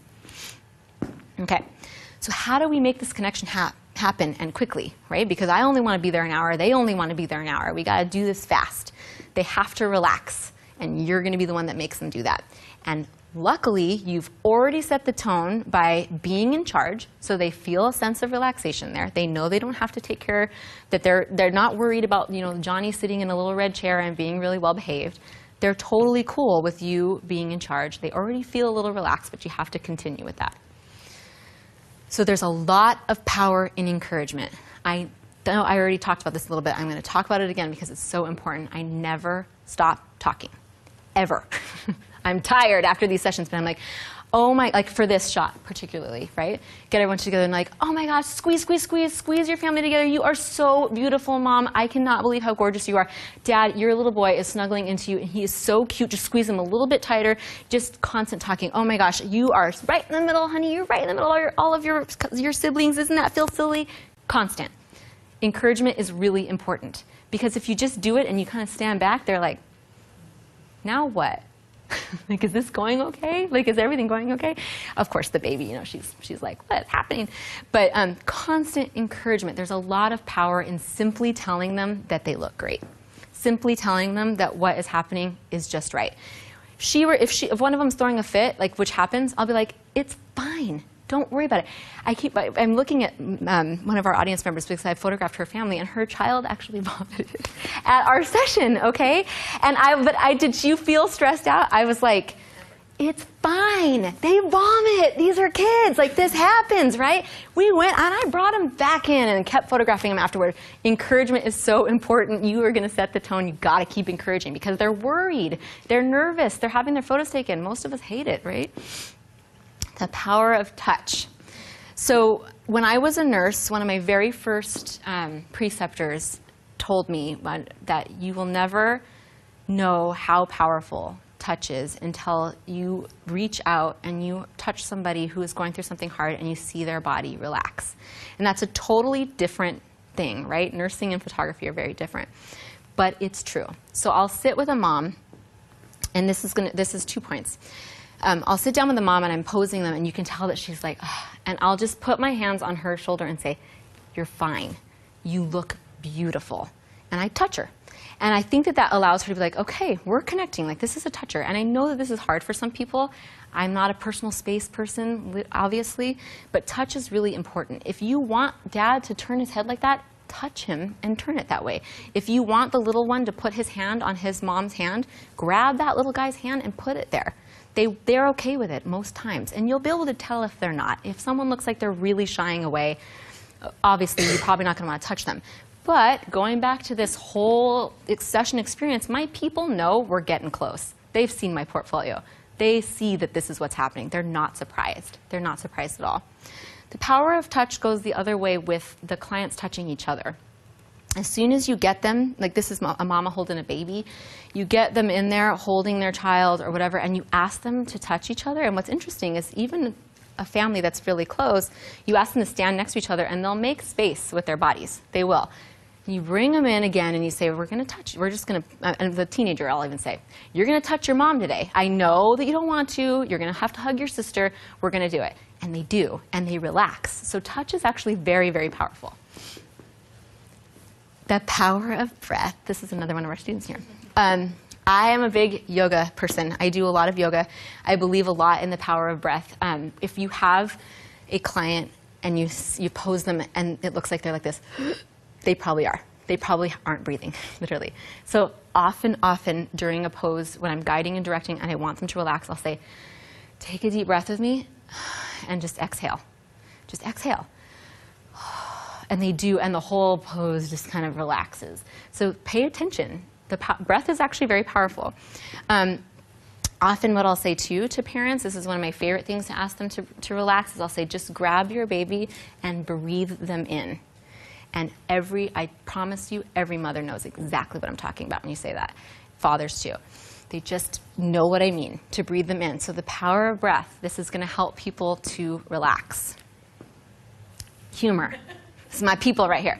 The power of humor. Don't be afraid. Like I said this already. Be a fool. Be silly with these kids. Open up. Be playful.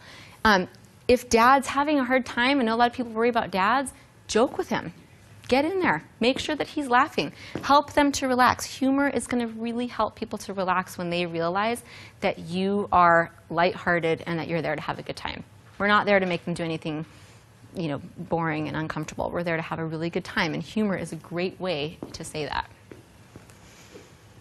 Movement. The power of movement. When all else fails, start moving. So if we're posing people and they're looking really uncomfortable, the kid is having a tough go, it's like, okay, this isn't working.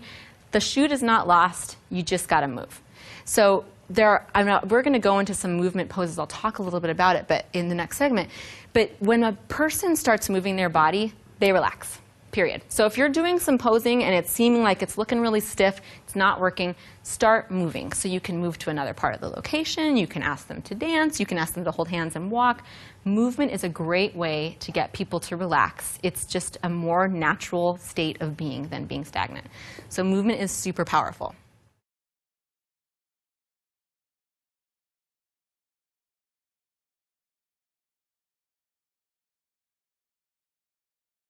So here are my rules. These are the things that I want you to consider. And rules, obviously, I'm talking about breaking rules, but these are the things that are like kind of like deal breakers for me in a photograph that, that I think is meaningful, that I think has all of the elements that I like.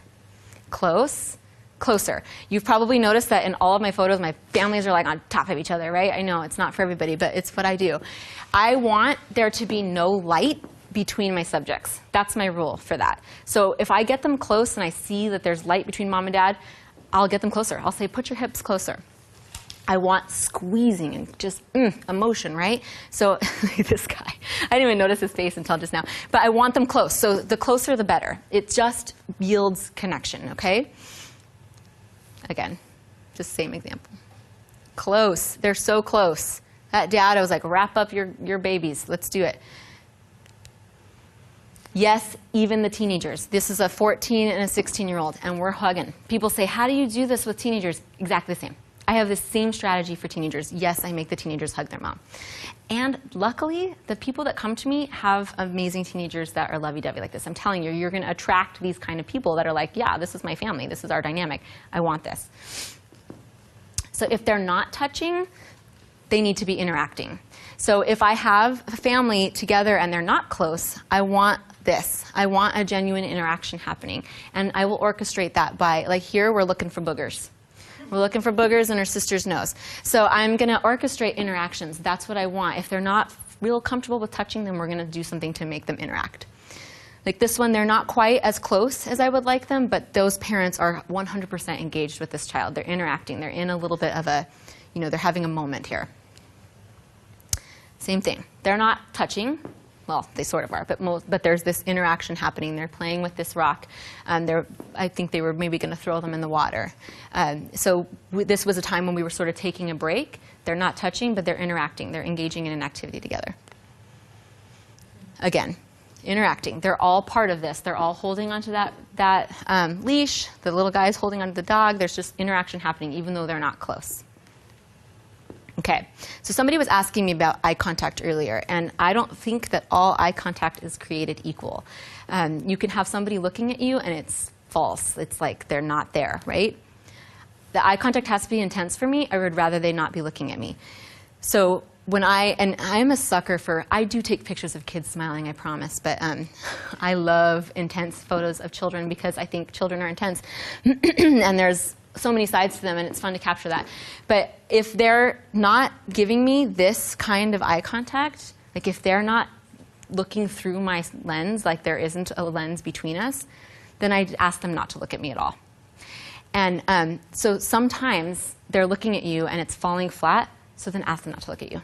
Just it's going to be a totally different photograph, and it's going to be more meaningful rather than having that flat eye contact. Same here. They were having a hard time with good eye contact, so we stopped looking at me. Again, these parents were like, the kids were nailing it. The parents were like, it was just like really stiff. It wasn't happening. It's like, don't look at me. I'm boring. That's what I'll say. Look at your beautiful children. And then you get this. So intense eye contact or no eye contact at all. Do you ever have to reschedule? Is it ever a bust? Where like Johnny just loses his mind and it's not happening? That has literally never happened for me. And I don't know why.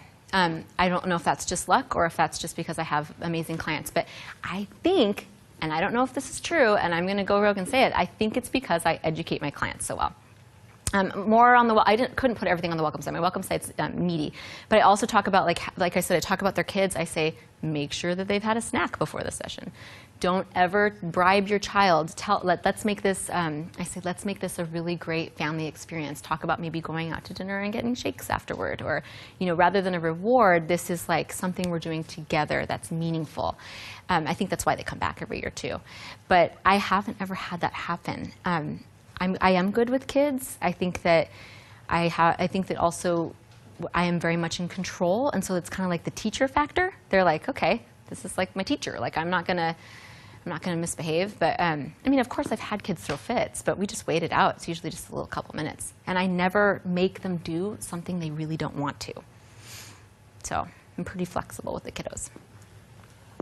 That question that you send out to your newly booked clients, tell me about your family. It seems like that's the doorway that starts all of this. And the example you read was so perfect. And obviously that was a really extreme example. Okay, are they always that forthcoming? Can you get what you need from that, or do you end up having to prompt any more? I'm just fascinated by that one question. That's a good question. So that one is extreme, which is why I wanted to show it to you. But they do seem to usually be pretty forthcoming. And I think that the reason being is that they're investing a good amount of money, and they are investing their time. Like I said, that is our most valuable currency, right? They're going to give me this Saturday night on a weekend. And so they want me to know who their family is. And I say, tell me about your family so I can best serve you. And so they usually want to tell me. But even if all they say is, Johnny hates having his picture taken, Malia is a little bit shy, this one's going to be really active, and I feel like I'm going to look horrible on his photo day. Done. Now I know. That was just like peep, peep, peep, but just a couple of things. So just even if they're not as forthcoming as Stella was, you do, just those little nuggets of information are going to give you an idea of how to work with the family. All right, great. Question from Jessica, who you mentioned before that you don't care what your clients wear, but what if the families ask you, what should we wear? What do you recommend? So like I said on that welcome site, I do have a part where I talk about what to wear. And there are some families that are really interested in what they're wearing. That's great. They should go to town. If that's their thing, like, go for it. What I do on that part is I say I reassure them that my work has very little to do with what they're wearing. So that allows them to relax a little bit. Again, we're educating, right?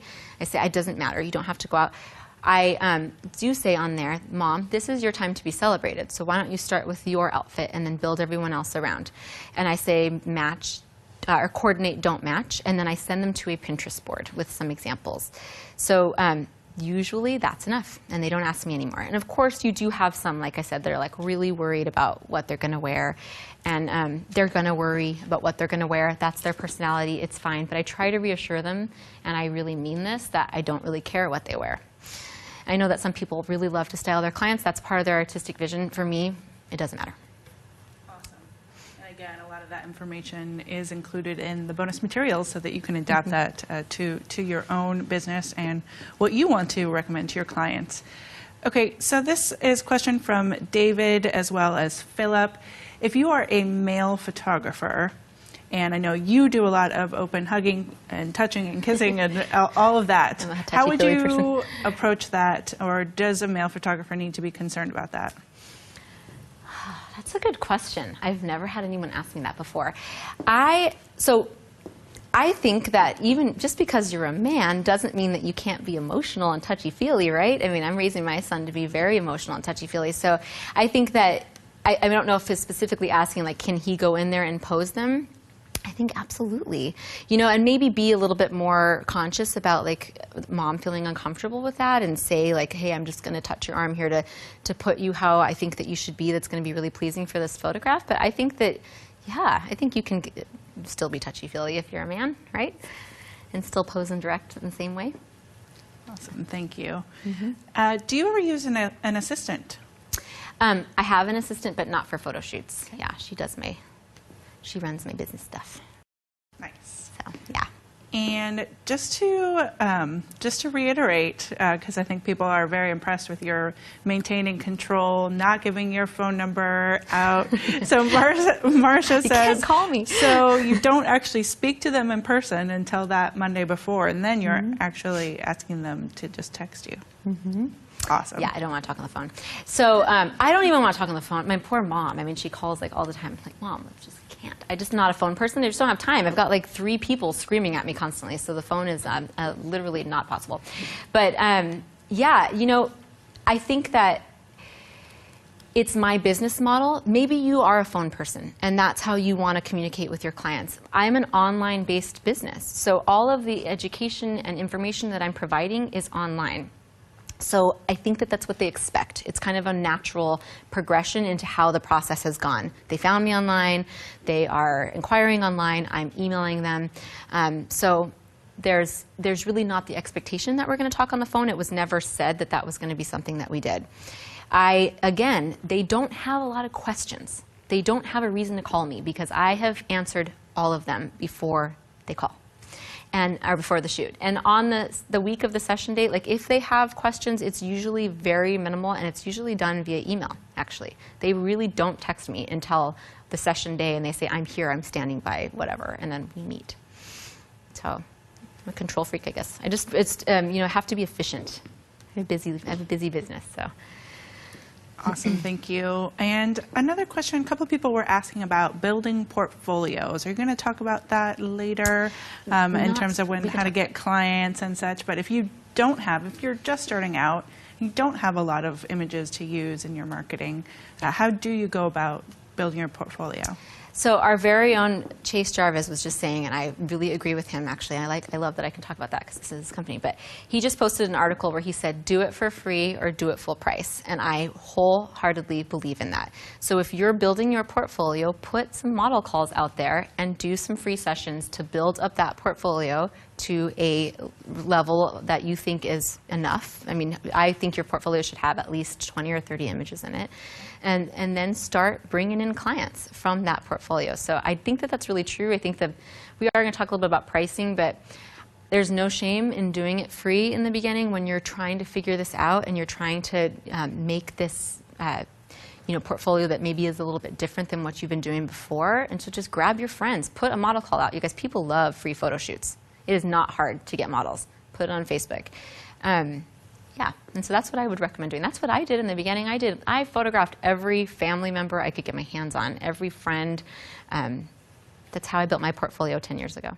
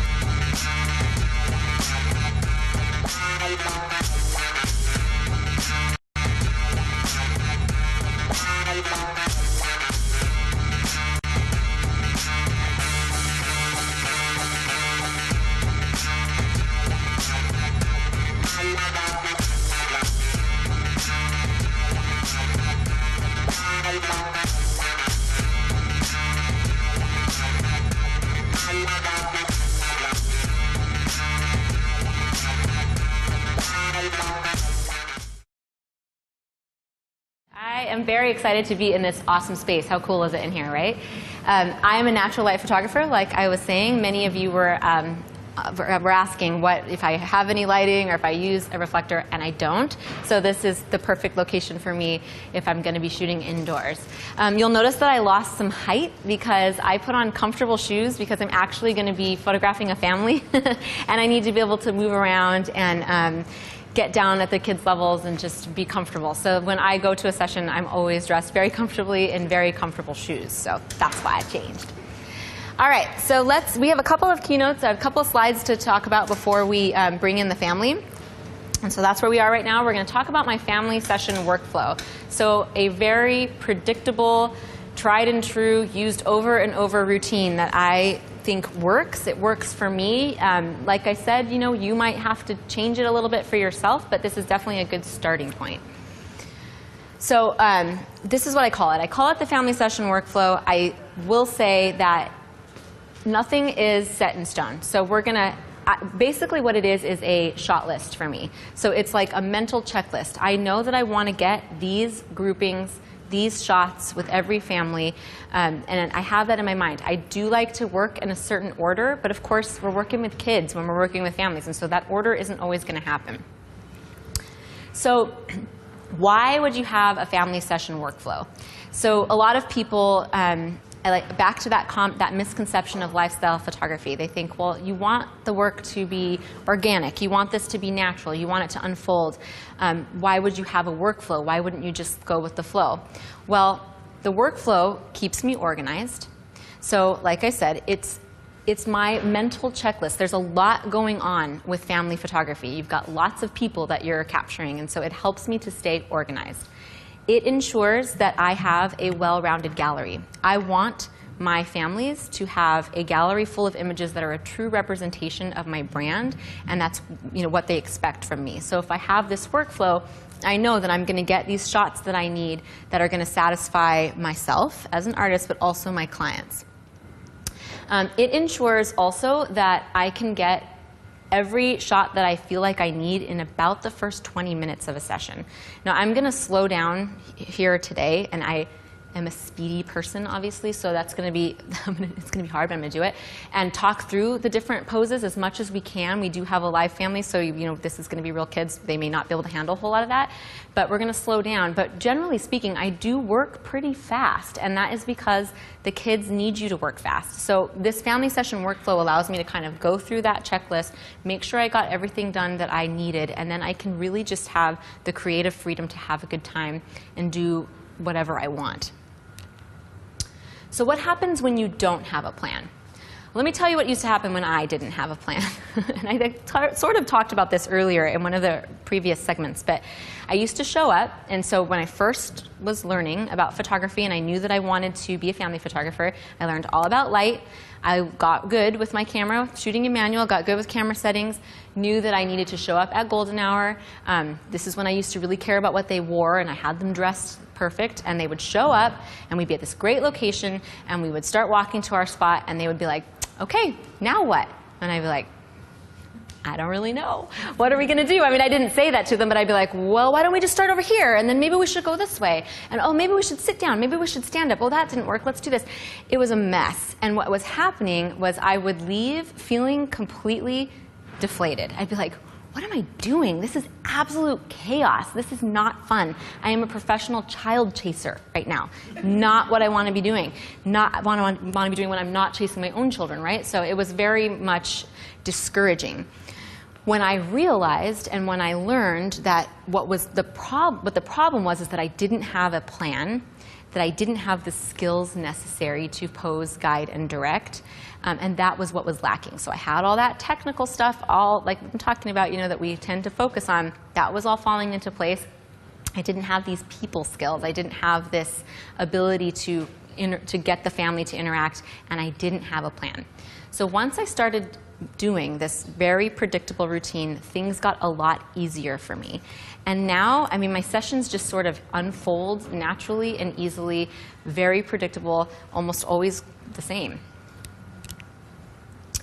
So what I would like to say is that I don't usually shoot indoors like this. So just full disclosure, this is a totally different environment. But what I hope you will see is that it doesn't really matter. That's the backdrop that I prefer. This is a beautiful backdrop too. What we're focusing on is that posing and that guiding and that direction and this workflow and the connection that we're going to create between the subjects, okay? So, but just keep in mind that usually I'm using environmental elements like mountains and trees, and I just like to do that. So just thought I would point that out. Okay, you ready to welcome our models? Yeah. Come on in.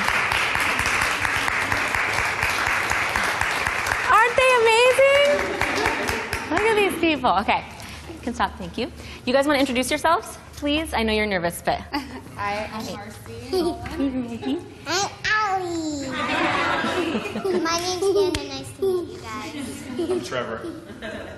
All right. So what I would normally do is exactly what I just did, but I have already hugged them. I would say hello. I would hug them. I would say high five to Trevor. I'm like, all right, this is going to be super easy. Me and the girls already talked, right? We're going to listen a little bit, and then we can move and play, and then we're going to listen a little bit more. Okay? Okay.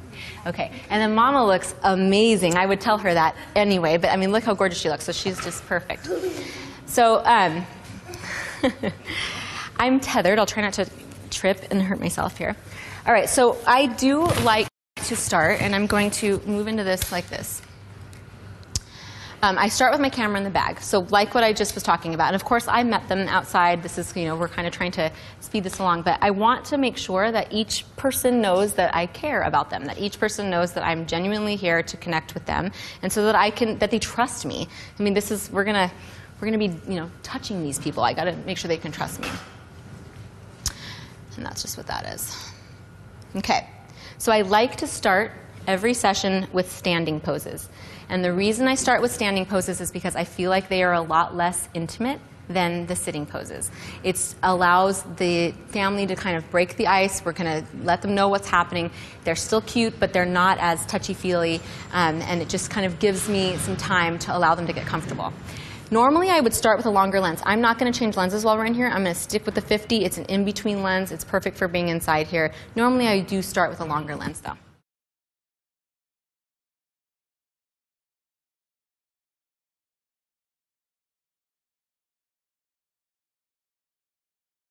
I want you guys to face each other, okay? Okay. And get nice and close all the way. Yeah, there we go. There we go. Just like that. Come here, girls.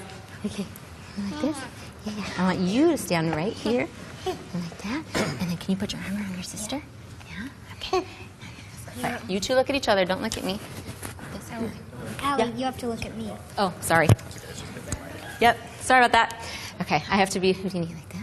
Okay, put your hand like that. Okay, perfect. Keep looking. You're doing such a good job. Okay. So I'm going to back up and I'm going to take the whole shot here. Let's see. It's weird. Being tethered is an interesting experience for me. Perfect. Mom and Dad, can you give each other a kiss? All right, look at that. Amazing. Now, I always come in, Allie, you can relax, and get all of the different details that are within one pose. So you can get a ton of shots in one pose. So like, this is super cute what's happening here, so you don't want to miss that, right? So I'm going to be coming in. Anna, can you give Allie a kiss on the head? Oh, good job. Perfect. Yeah, just look right down at them like that, you guys. Go ahead and... Wonderful. All right, that was easy. Good job. Hold that for me for a second. Okay, all right, we're going to change. Normally, I wouldn't put my camera down. Okay, I'm just trying to be real with how I do this. All right, do you want to hop on Dad's shoulders? Yeah. Okay, all right, so she's in. Let's get the little one on your shoulders. Okay. How cute is she? All right, so face each other. Don't cut my hair. Face each other again. Turn like face, this. sorry. Yeah. Yep. Nope, you're good. And then you're going to come over this way, and you're going to hold Mama's hand like this, and then we're going to spread you out. Ready? Okay. So again, I love to do this because it kind of we've got these different dimensions. We're getting high and low like that. But look how their bodies are apart. So I'm going to say, get real close. Yep, just like that. And actually bend your knee into his leg. Yeah, just like that. Nope, the other one. Yeah, just like that. And then Anna, look up at your mama. Look down. Marcy, look at Anna. Now don't look at me, Dad. Look at them. Look at your beautiful wife. Perfect. Okay. Now, Allie, can you give Mama a kiss? Yeah. Let's see. Can you do it? Perfect. Good job, guys. That was a good kiss. I like that.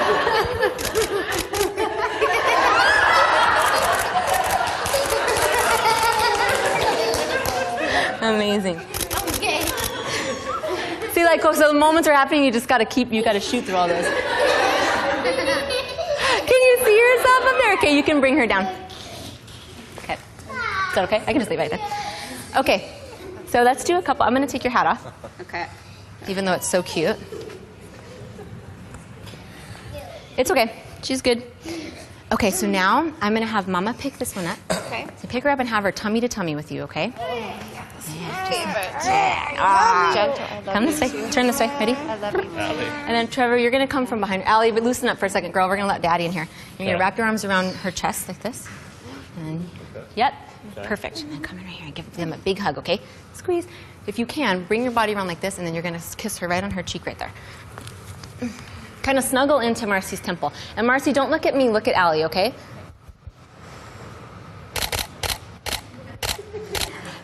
Allie, look at your mama. Look at your mommy. Can you go nose to nose with her? See, when they're looking at you like that, just ask them not to look at you. But then this is so cute.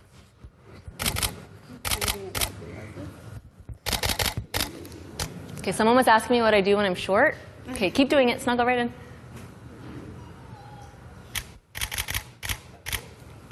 And usually one of those will work. Good job. Perfect. Okay, you guys are doing great. So easy. Okay, so a good standing pose that you can do that is if they're killing it, they're totally okay with being intimate like this. But we can ask them all to stand in a line. And so hold hands, okay, girls? Everyone hold hands. And so this is what you see commonly, and it's a pretty stale pose, right? They're just like, but what we're going to do is we're going to embarrass them and we're going to make them dance. So you guys dance, but while you're dancing, don't look at me, look at each other, okay?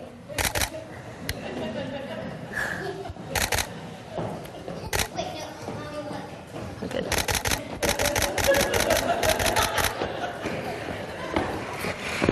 Remember I was talking about fast shutter speed? This is why, all right? This one. And I probably am missing. This tether is slowing down my camera. Perfect. Okay, freeze, freeze. Okay, now guys, hold hands again. And I'm missing it. Hold hands and look at each other, okay? Can you guys look at each other? Good job. Allie, where's Daddy? Perfect. All right. Nice work, you guys. Okay, so I'm going to stop with standing poses now. I'm not going to do any more. We could go on and on. They're doing amazing, right? Can we go back to my keynote, guys, for a sec? Yeah? Okay. So I was just giving some examples in case they couldn't execute, which they were amazing, so we don't have to worry about that. But here's me doing the same. Now you're going to see I do the same thing. I am an old dog. I do the same thing over and over.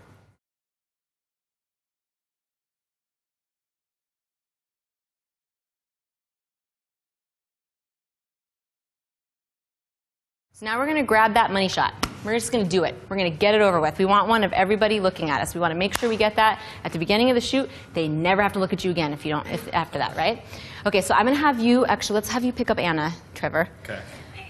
And then have you pick up Little Miss. Okay, Allie girl. Little Miss. So open up her legs so that she's on your hip, yeah. And then kind of get nice and close to each other, just like that. You guys are easy. Perfect. Okay. So everyone's going to look at me. Ready? Can you look this way? Good job, guys. Oops. I'm used to being able to look and see my... Now, Allie, look. Relax. Go like this. Okay, there we go. Okay, so now we can make this cute, though, and make it more exciting. We got it. There's the money shot, right? Now we have one to send to Grandma. Now, squeeze each other. Big family sandwich, okay? Squeeze. Don't look at me. Look at the kids. Look at the girls, Marcy. Turn your head towards them. There we go. Perfect.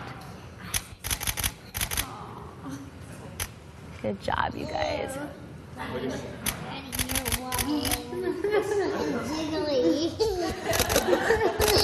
Allie's like, I can't do this anymore. Okay, perfect. All right. So we grab. We'll let this come up. That's awesome. All right, sorry guys. I'm going to go back to the key again just so I can show. Okay. So I'm just showing some examples of the money shot. We just grab it. You just do it because you have to. It takes like 1 second. That's easy. Like the pose stuff like that, that's no big deal, right? Okay, so now we're going to do siblings. Can you tell that they're losing interest or maybe a little bit? Like their ability, right? So this is why we do siblings right now, because we want to get it over with. So mom and dad, you're out of here. You can kind of stand right there. Okay, girls. Are you ready? How did you know what I was going to have you do? Okay. I'm going to pretend like I have Allie. Ready? So it's like I go. No, you're good. You're good. Actually, come stand right next to her. Stand right next to her. Yeah, like that. I'm gonna pretend like I have glue. Okay?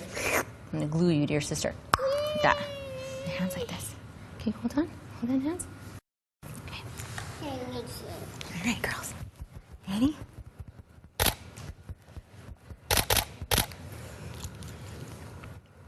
Okay, now look. Can you look at each other? Can you guys look at each other?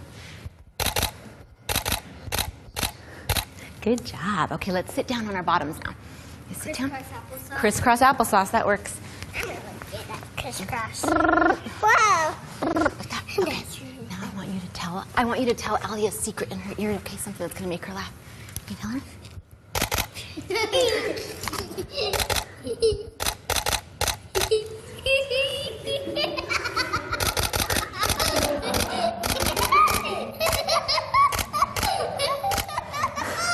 Oh my God. You'd think I paid them to do this. I didn't, I swear. Okay, no more silliness. Now, can you give your sister a kiss? Me?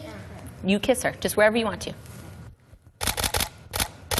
Perfect. Okay, I know you see yourself there, right? Okay, let's do one more. Let's do one more. And use your head like this. And come close, baby. Look at me. Look at that lip gloss. And I want you guys to freeze, like, Allie, look at me. Allie, this way. Ready? Don't smile. Oh. Don't smile. Ready? Allie, look. Allie, don't smile. Ready? Put your mouth like this. Ready? Can you see your eye in there? Can you guys see it? No? Ready? Okay, give her a kiss on the cheek.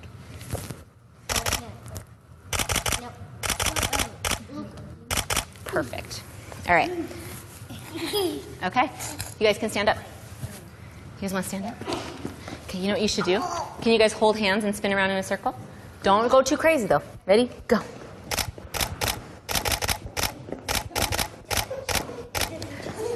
Perfect. All right, girls, you can take a break, okay? Good job. Okay. They're amazing. You're doing so good. All right, I'm going to go back to my keynote again.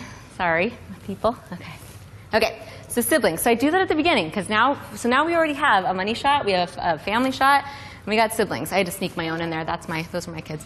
But love to get siblings. And with siblings, same thing. I like to get some variety. I want them looking. That one doesn't, I let kids looking at the camera is a little different than grown-ups looking at the camera for some reason. Maybe that's just me, but I want one of all of them looking, and then I like to get some interaction shots like we were doing with them. So getting them to touch and talk and be silly is super fun because you're capturing that little dynamic that's going on between the siblings.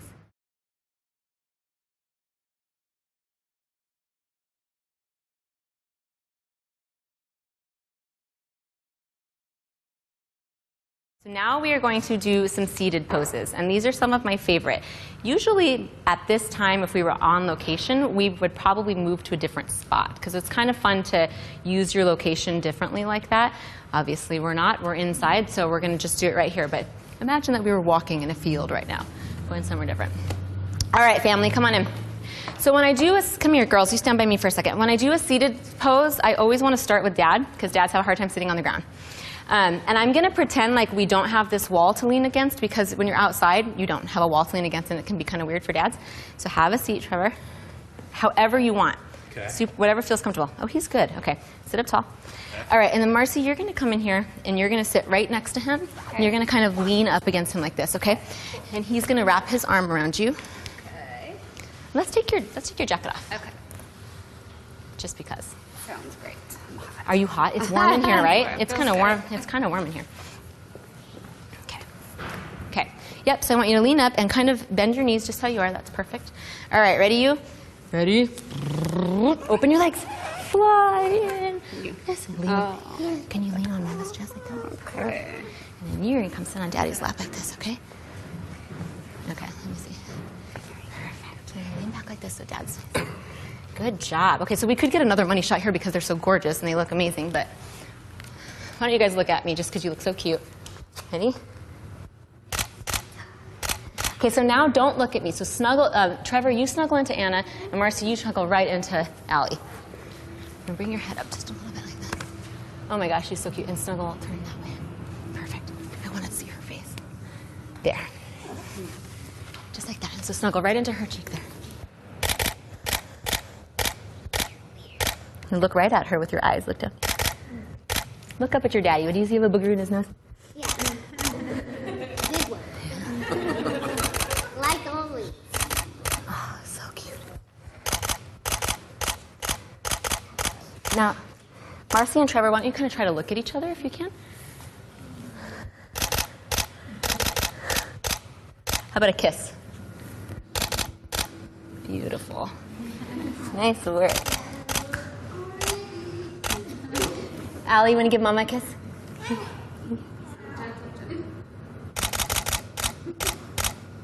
Good job. Okay. So what I like to do from here is change into one of my favorite poses. So I'm going to have you hop up for a second. You can leave her. Well, actually, let's trade. Come here, sweetie pea. Okay. So you are going to lay down in his lap. So hold on. You come here for a second. It is warm in here. You might have him turn. So lay down with your head right here, Marcy. Me? Yep. Scooch down. And you want to go like this with your hair. I know. This is when we get a workout at the photo shoot. Okay, Scoot down a little bit more. Sit down now. Can I sit down? Not yet. Just listen. Yep. So go ahead and sit down. Now just stay just like that for a minute, okay? Good job. Okay. Make sure you reach. Perfect. Okay. So I want this hand. And you're gonna. This is your ab workout now. You're gonna Okay. sit up tall, okay? And then I want you to use that hand and just kind of, stroke her cheek or her face, whatever feels. Whatever feels normal. Not you, Anna.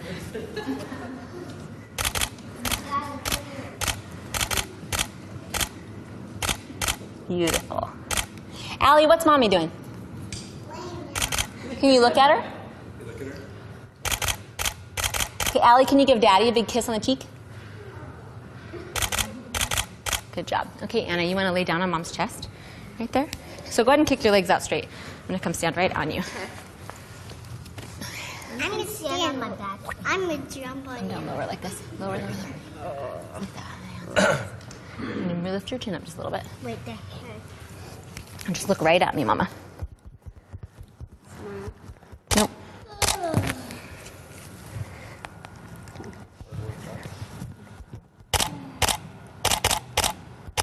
Now just snuggle right into her. Oh, the tether's coming in my picture.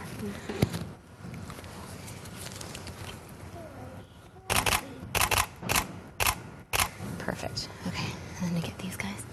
All the details. Look at these little hands right here. I mean, how cute is that? You don't want to miss that. And then kind of just breathe in her cheek. Just snuggle right in there. Perfect. And then watch it. Marcy, look right at me. You are gorgeous, Mama. Seriously, so beautiful. This is easy. Good job. Okay. You guys can get up. Well, actually, don't stand up though. Mom and Dad, we're gonna sit up. Ready? Oh, okay. So now just sit right next to each other, kind of crisscross, and we're gonna do a. So do we just Now you guys choose whose lap you want to sit on. Make sure your butts are touching. I had a feeling that happened. Poor Daddy. Come on, Anna. Okay. We gotta do what Allie wants. She's in charge. Put your bottoms right next to each other, Mom and Dad. Bottoms right next to Yep.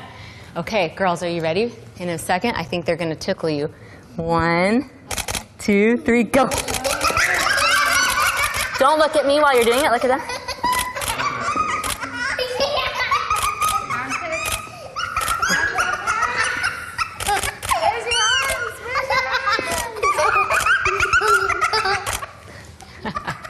All right, freeze. Perfect. Okay. Amazing. All right, we could go all day with these guys. They're awesome. Okay, so we're gonna stop. We can have a break. You guys can do whatever you would like. Okay, so again, I put some examples of seated poses in here. And what I'm always thinking about is Mom and how we can make her look beautiful. And I know that sounds like I'm not nice to Dad, but I just want Mom to feel like a goddess at my sessions. So that's what I'm doing. There you go. But can you see how similar? How I'm like doing the same thing over and over again?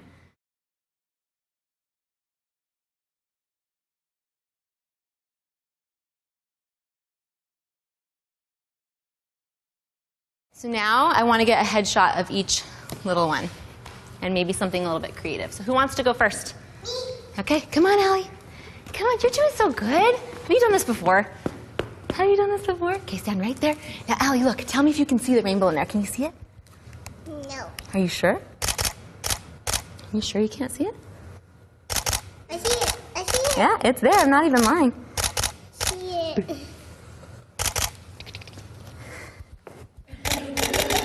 Nice job. Okay, Allie, hold on. I think you should do a spin. You should do a twist, all right? Ready, set, go. Go. Boy, that was better than what I could have made up. Perfect. All right, let's get your sister in here. Okay, you can go back over there with Mom and Dad, okay? Okay, so stand right here. I'm going to move you this way. Stand right there. Okay, ready? Okay. Can you tell me if you can see your eye in there? See it? Don't smile for a second. Just relax. Okay, now you can smile if you want to. Beautiful. You know what you should do? Can you go like this with your hair? Oh, yeah. Oh, yeah, you can. Yeah. Okay. Woo! I feel like the tether's making my thing go slower. Perfect. Good job. Amazing. Okay, so now we're done with the kids. So we have, at this point, like some of the major benchmarks are done. We can let those come up. So I think that's important. I think it's important to get a portrait of each child. The parents want it. Even though I don't guarantee any shots, I think that that's one that you should get. And so, let's see. Snuck mine in there. That's one of mine. But I love like missing teeth. It's like just all the milestones.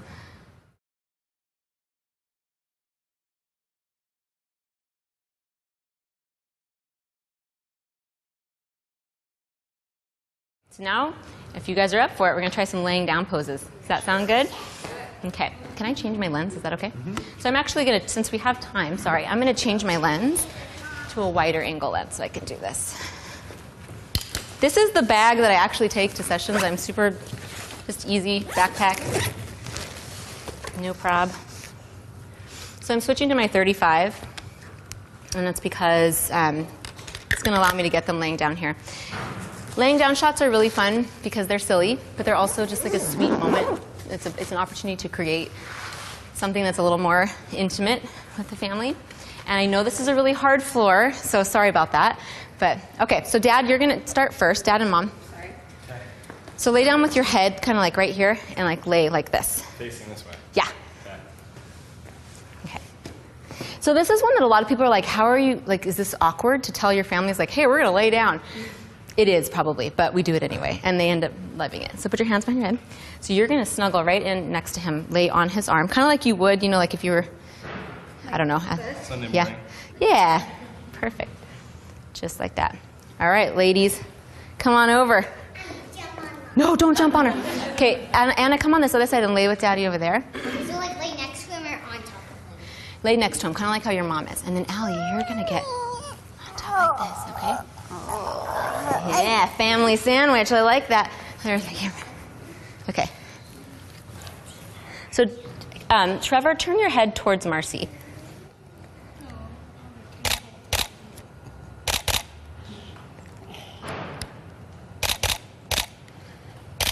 This is one that I'm going to have to do this.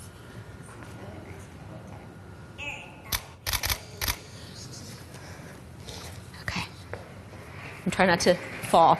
So when I said I get in there with families, I meant it. This is why I'm not wearing high heels. Okay. Don't look at me, guys. Look at each other. Allie, look at me. And I can't, this is like not normal because oh, there we got it. Good job. Look right at each other.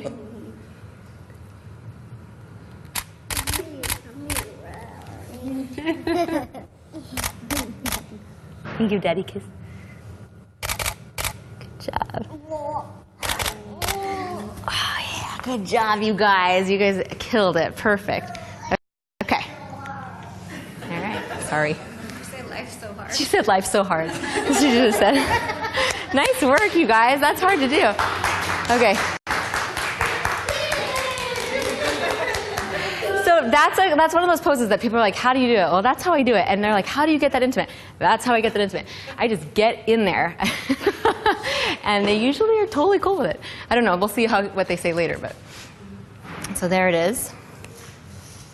And sometimes they cry. And we still do it because they thought this was hilarious, that she was like, what is happening? My brothers are all over me. But this is, look at the mom's face, and like it was just so much fun, and this is real life. So So this is a great time for a transition. If we had done all of those shots, and I remember I said we might have transitioned between standing and sitting. If we had done all those shots in one spot, it's definitely time for a break for the kids, and transitions are a good time for that. So that's why I was talking about when choosing locations, like urban locations are hard because there aren't as many places that you can go or opportunities for the families to really move around that much. We're not going to transition right now, obviously, because we have nowhere to go, but we would have them walk, and what I do is constantly shoot through the transitions. So I always say that at family photo sessions, I feel like I'm the Sherpa, because I don't, mom usually brings like a purse, or sometimes they have a bag with like things that they need, like water, and I'll just like throw my backpack on, throw mom's bag on, and just continue to photograph them, because I always get like these great shots of them walking, transitioning. So you got to be ready. Look at his lip. He fell down.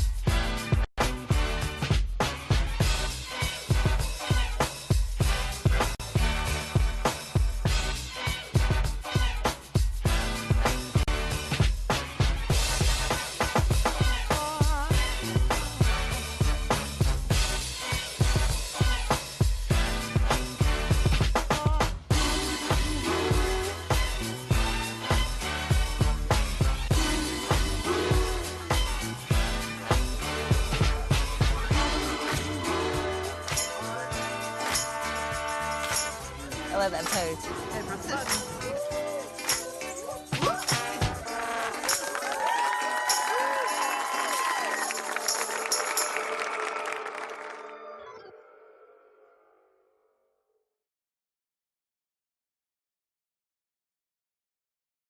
Let's do mom and the little ones. So who wants to go first with mommy? Me. Okay. Allie, well, let's let Allie, Anna, because I think you can handle we don't want any meltdowns. Okay, so go ahead and pick her up and tummy to tummy like we did earlier, okay? Okay, like that, yeah. Wait, hold on, sweetie, I want mommy's hair out. Gentle, can you be real gentle? I love you too. Look, can you let go, mama's? Yeah, there we go. Get mama's I love hair you out like too. that. Okay, snuggle right into her and turn your face towards her. Gentle. Like this. You know what, Allie? Touch right here, look. Can you touch right here? Can you touch mom's necklace? Can you touch her end? And snuggle right into her cheek. Turn towards her. And kind of breathe her in, okay? Good job. You know what's going on here. Like to breathe your air. Always. And again, just look right down at her. Allie, look at mommy, honey. Mommy. Good job.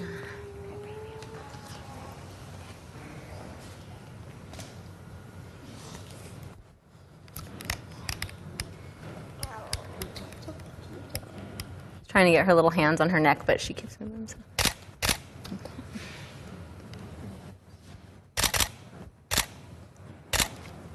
Just like that, Mom. Perfect. Love it. Oh my God. I'm like doing dancing with this. This is obviously normally I'm not tied up to something. Put one of your hands on her back. Yeah, and then just lay down right there. I'm gonna turn you towards the light just a teeny bit.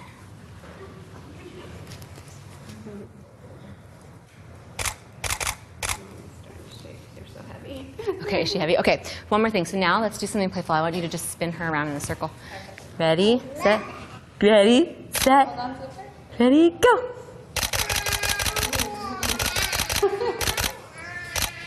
Perfect. Okay, you can put her down.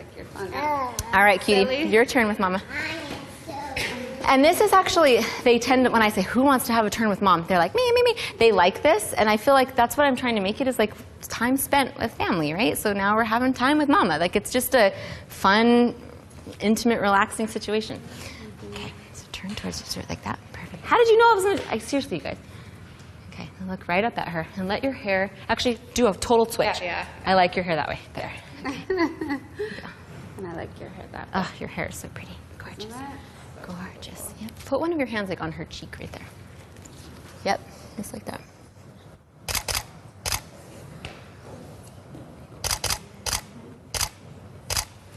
Beautiful. Now squat down so you can be kind of down with her. Ready? Let her go. Let her go. And then put your faces right next to each other. Okay, so bring her in. Come close. Come like in between her legs. Yeah. Yeah, like that. There we go. Are you going to squat or are you going to stand? Want her to stand or squat? I want her to stand. Yeah, just like that. Can you kiss Mom on her forehead? My forehead. I want hands in here. You put your hand up like that. I love hands. So nice. Go ahead and look up at her a little bit more. Perfect. Okay. Nice. All right, stand up. Perfect. Okay. I'm going to put her in front of you like this. Yeah. And just hold on to her like that. Okay. Let's get that hair out. And then kind of how you're standing, kind of lean over and other side. And look at her like that. You stay just like that. Yep. Perfect. I like hair, if you can't tell. I'm like all about the hair. I just think it's such a pretty lay. You can smile if you want to. Do you feel like smiling? There. Beautiful. Perfect. Okay. Hey, Allie, come give Mom a big squeeze, okay? Both of you guys, just give Mom a hug. You too, Anna. Hug Mama. And look down at them. Don't look at me. There we go. Perfect. Okay. Perfect. All right, you guys can take a little break.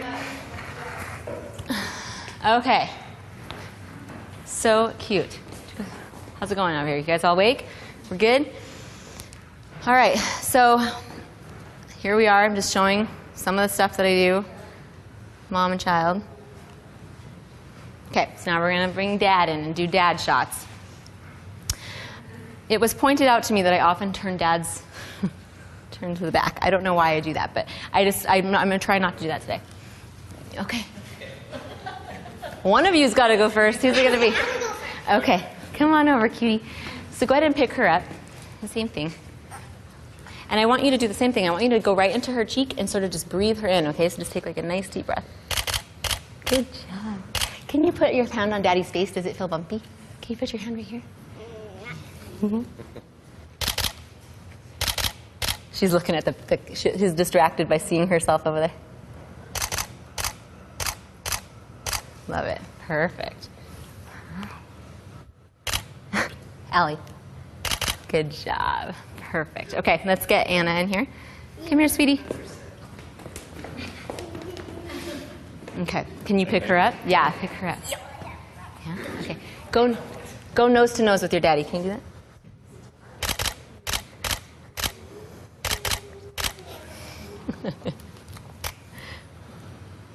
that? Actually wrap your arms around his neck and just, can you lay down on his shoulder? Other side? Other side, yeah, just like that. Turn towards me like this a little bit. Perfect. And just kind of look towards her, a little, like, yeah, just like that.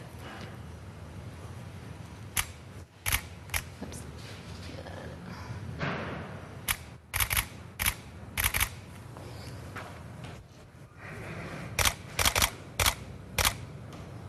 Pretty girl. And put one of your hands up on her back.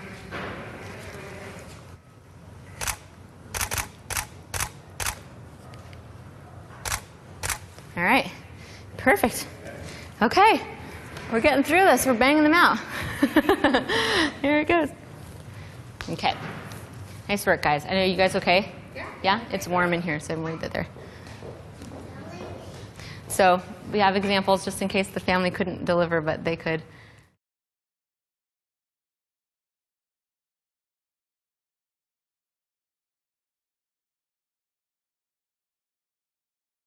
Okay, and we did some movement stuff already. Now this is harder to do in here, but like I said, I have them dance.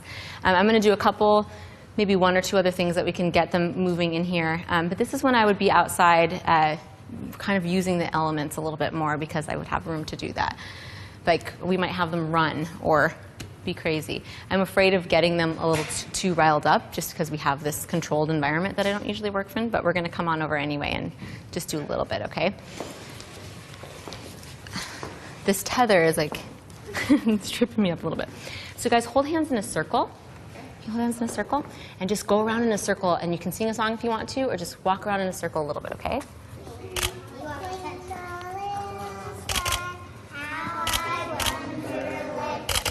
And don't look at me, look at each other.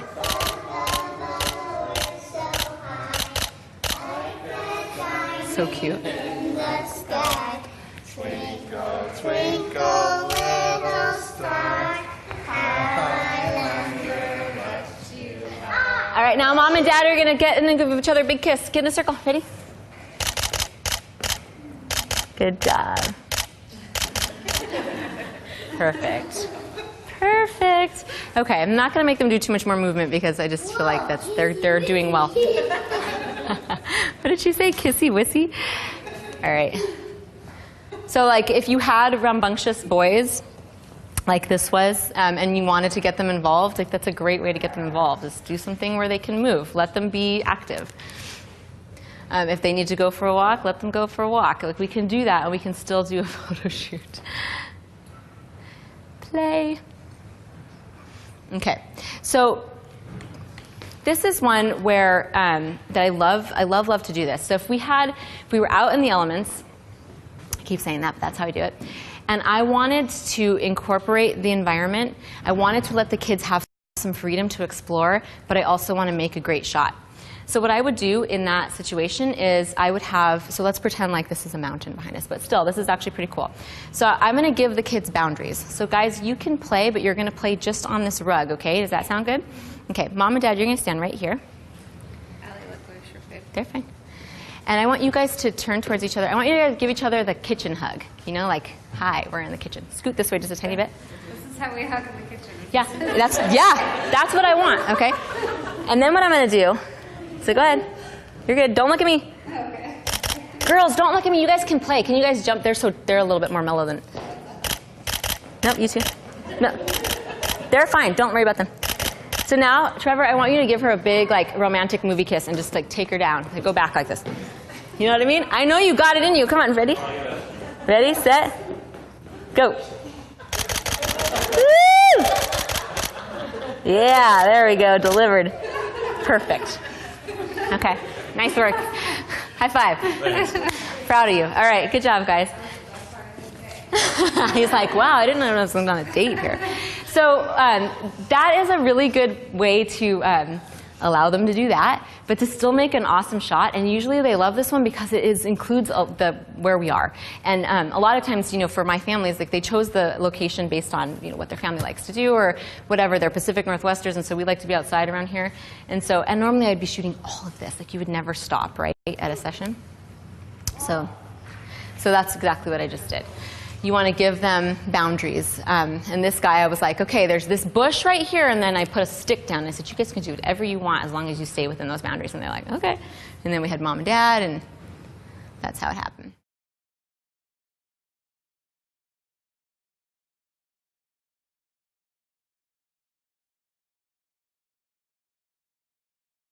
So I like to spoil Mom and Dad at sessions. Often they will tell me that they have not had photos taken since their wedding. So I like to do that. I'm going to switch back to my 50 millimeter, please. And when we're out at the location, this is a great time for the kids to have a break. Again, too, they get to kind of chill and do what they want to do. I'm just going to put this 50 back on because it's a better portrait lens.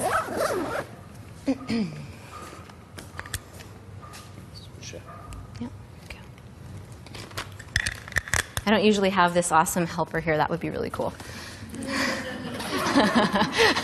Usually it's just me, like, shuffling this stuff all around. Okay. All right. So we're going to get Mom and Dad. And this is, we're going to get a little, I warned them about this because okay, so girls, you can go hang out over there for a second. Okay, so come close together. Come out like this. All right. So I want you to get together again. I want you to put your knee in between his legs like that. Yep, just like that. Okay. And then I want you to, Marcy, to put your head back. But she's so beautiful, right? We got it. I mean, come on. And then you're going to kiss her right here on her neck. Go ahead. Yeah, see how beautiful? Okay, now you can look at each other. Perfect. Okay, now stand in front of him. Okay. Now turn around. No, turn. Yep, back up to him. Yeah, like that. Like prom pose? No prom. We're not going to prom. You're going to put your hand out like this. I'm going to choke her. No, don't choke her either. We're not going to choke her, and we're not going to prom. I want this hand over her on her too. Here, I got to do this hand. Sorry. Or not. No, there we go. You're going to kind of move yourself to the side a little bit. Yeah, just like that. Put your hair out. My hair. I know you're hot on it's hot. That's fine. Okay, and then kiss her right on her temple there. Marcy, look at me.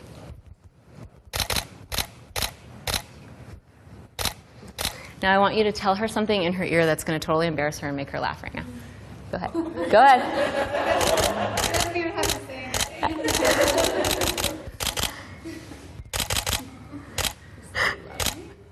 Perfect. Perfect, you guys. You guys are awesome. All right, nice work. Okay, and I will totally embarrass them like that. Sorry, not usually in front of this many people, but okay. I'm all about it, guys. This is important. They need to know that they still have each other, right? And then I will always get a picture of mom. We are going to die undocumented, us women in this world, because even if we're not professional photographers, we are the photographer in the family, right? We are the ones that are with that camera phone taking pictures of our family. Our kids need pictures of us looking like this. Some of my favorite like family heirlooms are pictures of my mom when she was younger. It's just like such a treasure, and there aren't very many of them. So I take mom aside at every session and I grab a couple shots. She's usually super uncomfortable. When she is, I ask her not to look at me. So same concepts kind of go all through the whole shoot. I love to do this for mom. So come on, Marcy. I know you're probably not excited about it. So come on, perfect. So just kind of relax, and you can do whatever feels good with your hands. Like if you want to maybe cross them or like that. Yeah, no, don't do that. Yeah. See, and don't be afraid too. Like if you do something and it doesn't work, then just change it. Like it's no problem, right? It's okay. We can be wrong. Okay, so I want you to bend one knee. Okay. Bending a knee relaxes the body. I'm not like a pro woman poser, but it definitely does. And then look over that shoulder like that. And down a little bit. Down a little bit more. With your chin in. Yeah. Perfect. Now turn this way for me. A little bit like that. I love your hair like this. And then look down again. And kind of come up with your left hand into your hair a little bit like that.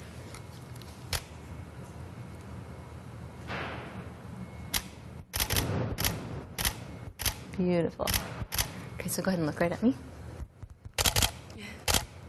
Now just turn over and look at your family. Perfect. All right, there we go. You got it. You're welcome. So important to do that. Do it. It will be such a gift. And they're all going to be like, really? Yes. We're going to spend 10 seconds doing this. I know that you don't want it, but it's super important. Okay, I hate having my photo taken too, you guys. Trust me.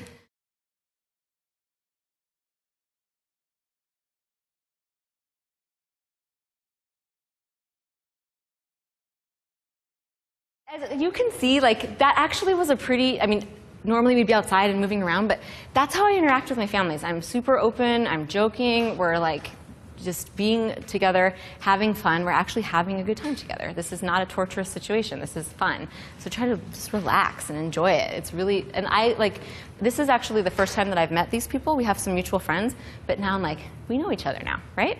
So it's just a fun experience. Okay, so a few things to keep in mind. Don't forget the details. So this is a sitting pose. The little boy is sitting in his mom's lap. There are so many opportunities within every pose to capture all of these magical details that are present in a family. But in little kids, you can get their eyelashes, their wisps of hair, his little hand. I could have got his hand on that stick. So many details. So you have to be alert to them and ready for that. Okay, and you have to work kind of fast, but don't forget the details. You really want to make sure that you're getting variety in each pose, so that you're offering many different perspectives. So you probably noticed that I would pose them, and I would get the whole picture, and then I would go in and just take pictures of all the different things that were happening within the pose. This is really, really important for a lot of reasons. One, it helps to get variety in your gallery. But two, what if the family isn't so cooperative and you only get like 2 or 3 really good poses in? You want to make sure to maximize each one of those poses so that you're getting lots of different shots. So this is, you saw me do this pose. I love it. So you'll see me do it all the time. And then I just got in there and got all the different details. There's his little hand touching her necklace. And this is just essentially a different perspective, you know, coming from above and then getting mom holding him like that. Okay. Never put your camera away. Like I said, I am the Sherpa. I will carry it, and I'll carry everyone's things, and I want to capture all of the moments because you just don't know when something awesome is going to happen. So you have to be ready. Sometimes as we're transitioning or as you're posing, like I wasn't doing that as much here because I couldn't hang it on my neck because they told me I had to stop. But normally I hang my camera on my neck and I'll be posing, and then I notice that like over here the little one's giggling or doing something amazing, and I'll go over really quick and shoot that and then continue to pose. So you never want to put your camera away. You always have to be ready for these really great moments. And every moment in between. They're always happening. Always, always. This is family. There is not another dynamic that is more connected, that is more complicated, that has more opportunities for this kind of photo. So you just have your eyes open, okay? Capture what you feel. This is like, for me, this is something that I feel. I know exactly what that feels like to have my hand on my little one's head. So that's just me. You may not have felt that, but whatever it is that you feel, capture it every moment in between. Do you know what type of backpack that you use? Yes, that is an Amazon backpack. I think it was like $35. I have a really expensive camera bag that I spent way too much money on that I never use because this thing is so darn practical and so easy to take around. So, yeah. Awesome. I'm a casual person. Now, once again, this is from Ariane, who says, how do you do this at your focal point at 2.8? And I know we talked about it earlier, but we just saw you in action. And I know, especially for beginners, just understanding that you can get people in focus. Yeah, and let's see what actually happened. 'Cause this was Or weird. if not, that's okay too. Yeah. But talk us through that again. Right. Okay. That's is one that always really is mystifying for people, and I think it's because what we were trained to believe is that, and it's true. I mean, when you're closed down like that, you have a, or when you're wide open like that, you have a more shallow depth of field. So it's true. But if you have everybody really close together, they're all going to be on the same focal plane. If you're using a really fast shutter speed, then you're going to be freezing that motion, so that helps with focus as well. And if you're further away from them, like when I'm getting the whole group shot, then that gives you some forgiveness in the depth of field. So in all honesty, my reason for shooting wide open is very much a stylistic choice. I really like the softness that it yields. I like to tell my viewer where I want them to look by only focusing on part of the image. So it's okay if you don't want to shoot that way. That's just what I like to do.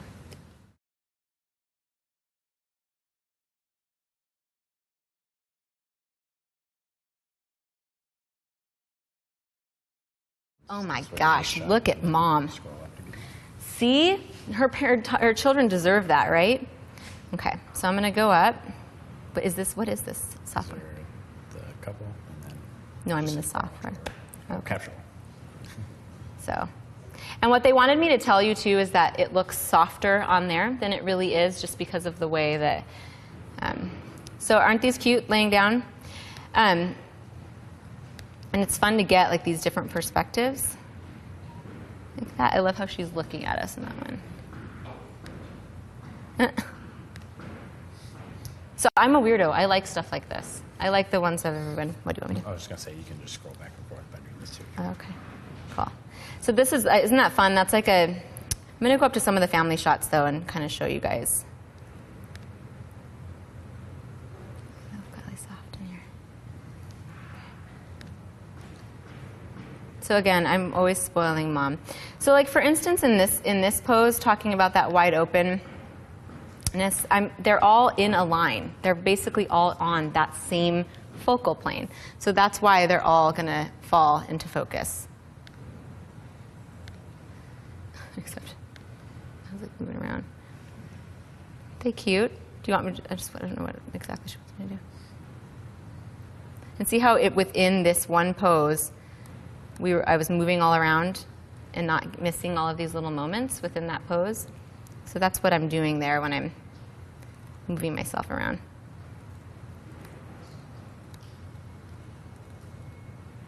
Money shot. Very cute. What would you like me to show, Kenna? Just kind of some of the. Just kind of going back to each of those poses. So we started standing and just kind of seeing the progression of that flow. Okay. Yep.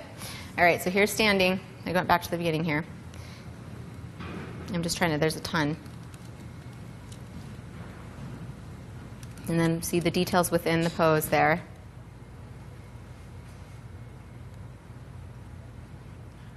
And She's so cute, the little one. I love this pose too because I feel like it really makes mom look awesome. Like she's just kind of elongated. Cute. So see, like that was one of those times where I just turned around and that's what they were doing in between.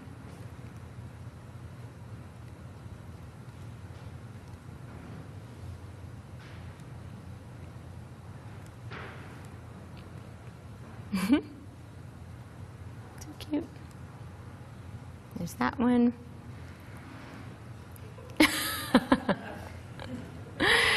She was bananas, that little one. So cute, though. I know, Elena, I know that we're going to cover culling in that segment as well, but as you look through these, we all just saw you shoot it. So what are you looking for? So obviously I'm looking for the technically correct, but I'm looking for connection. I'm looking for, so like I was, remember when I was saying like my rules, so I want them to be close. If they're not close, I want them to be interacting. So I would go through, I'd pick a lot of images though. I do give big galleries because we're going to get into that. I'm all inclusive and I just don't want to have the family pick. I want them to have all of this. It's so much fun for them to see that. So I am looking for connection.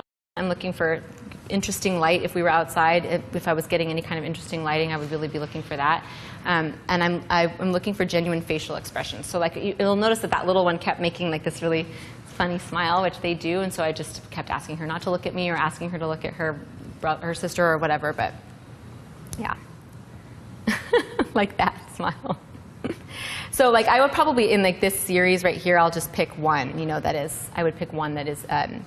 That I like, that their faces look nice and relaxed and that they're looking at the camera, that pose particularly. And then a big squeeze. That. Trying to just get down to the other siblings.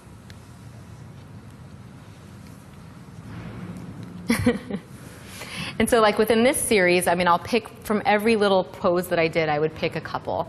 And sometimes that's the reason I love to be all-inclusive is sometimes like 10 are really good. And so they're really cute, and I want to give all of those to the family. Okay, trying to get down to more. I kind of went in reverse here.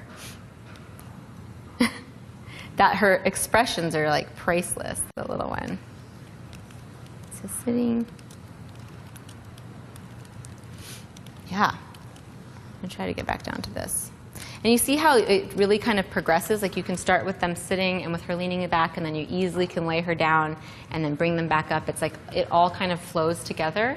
So in my mind, I know that if I went through that, and I was a pretty fast shoot. I mean, how long did that take? Maybe half an hour? I don't know how long we were here. But in that time, I have a whole gallery of images because I have this workflow that I go through, and that it just works like clockwork every time. And so at the end, I don't have to worry that I didn't get the stuff that I feel like I want to get.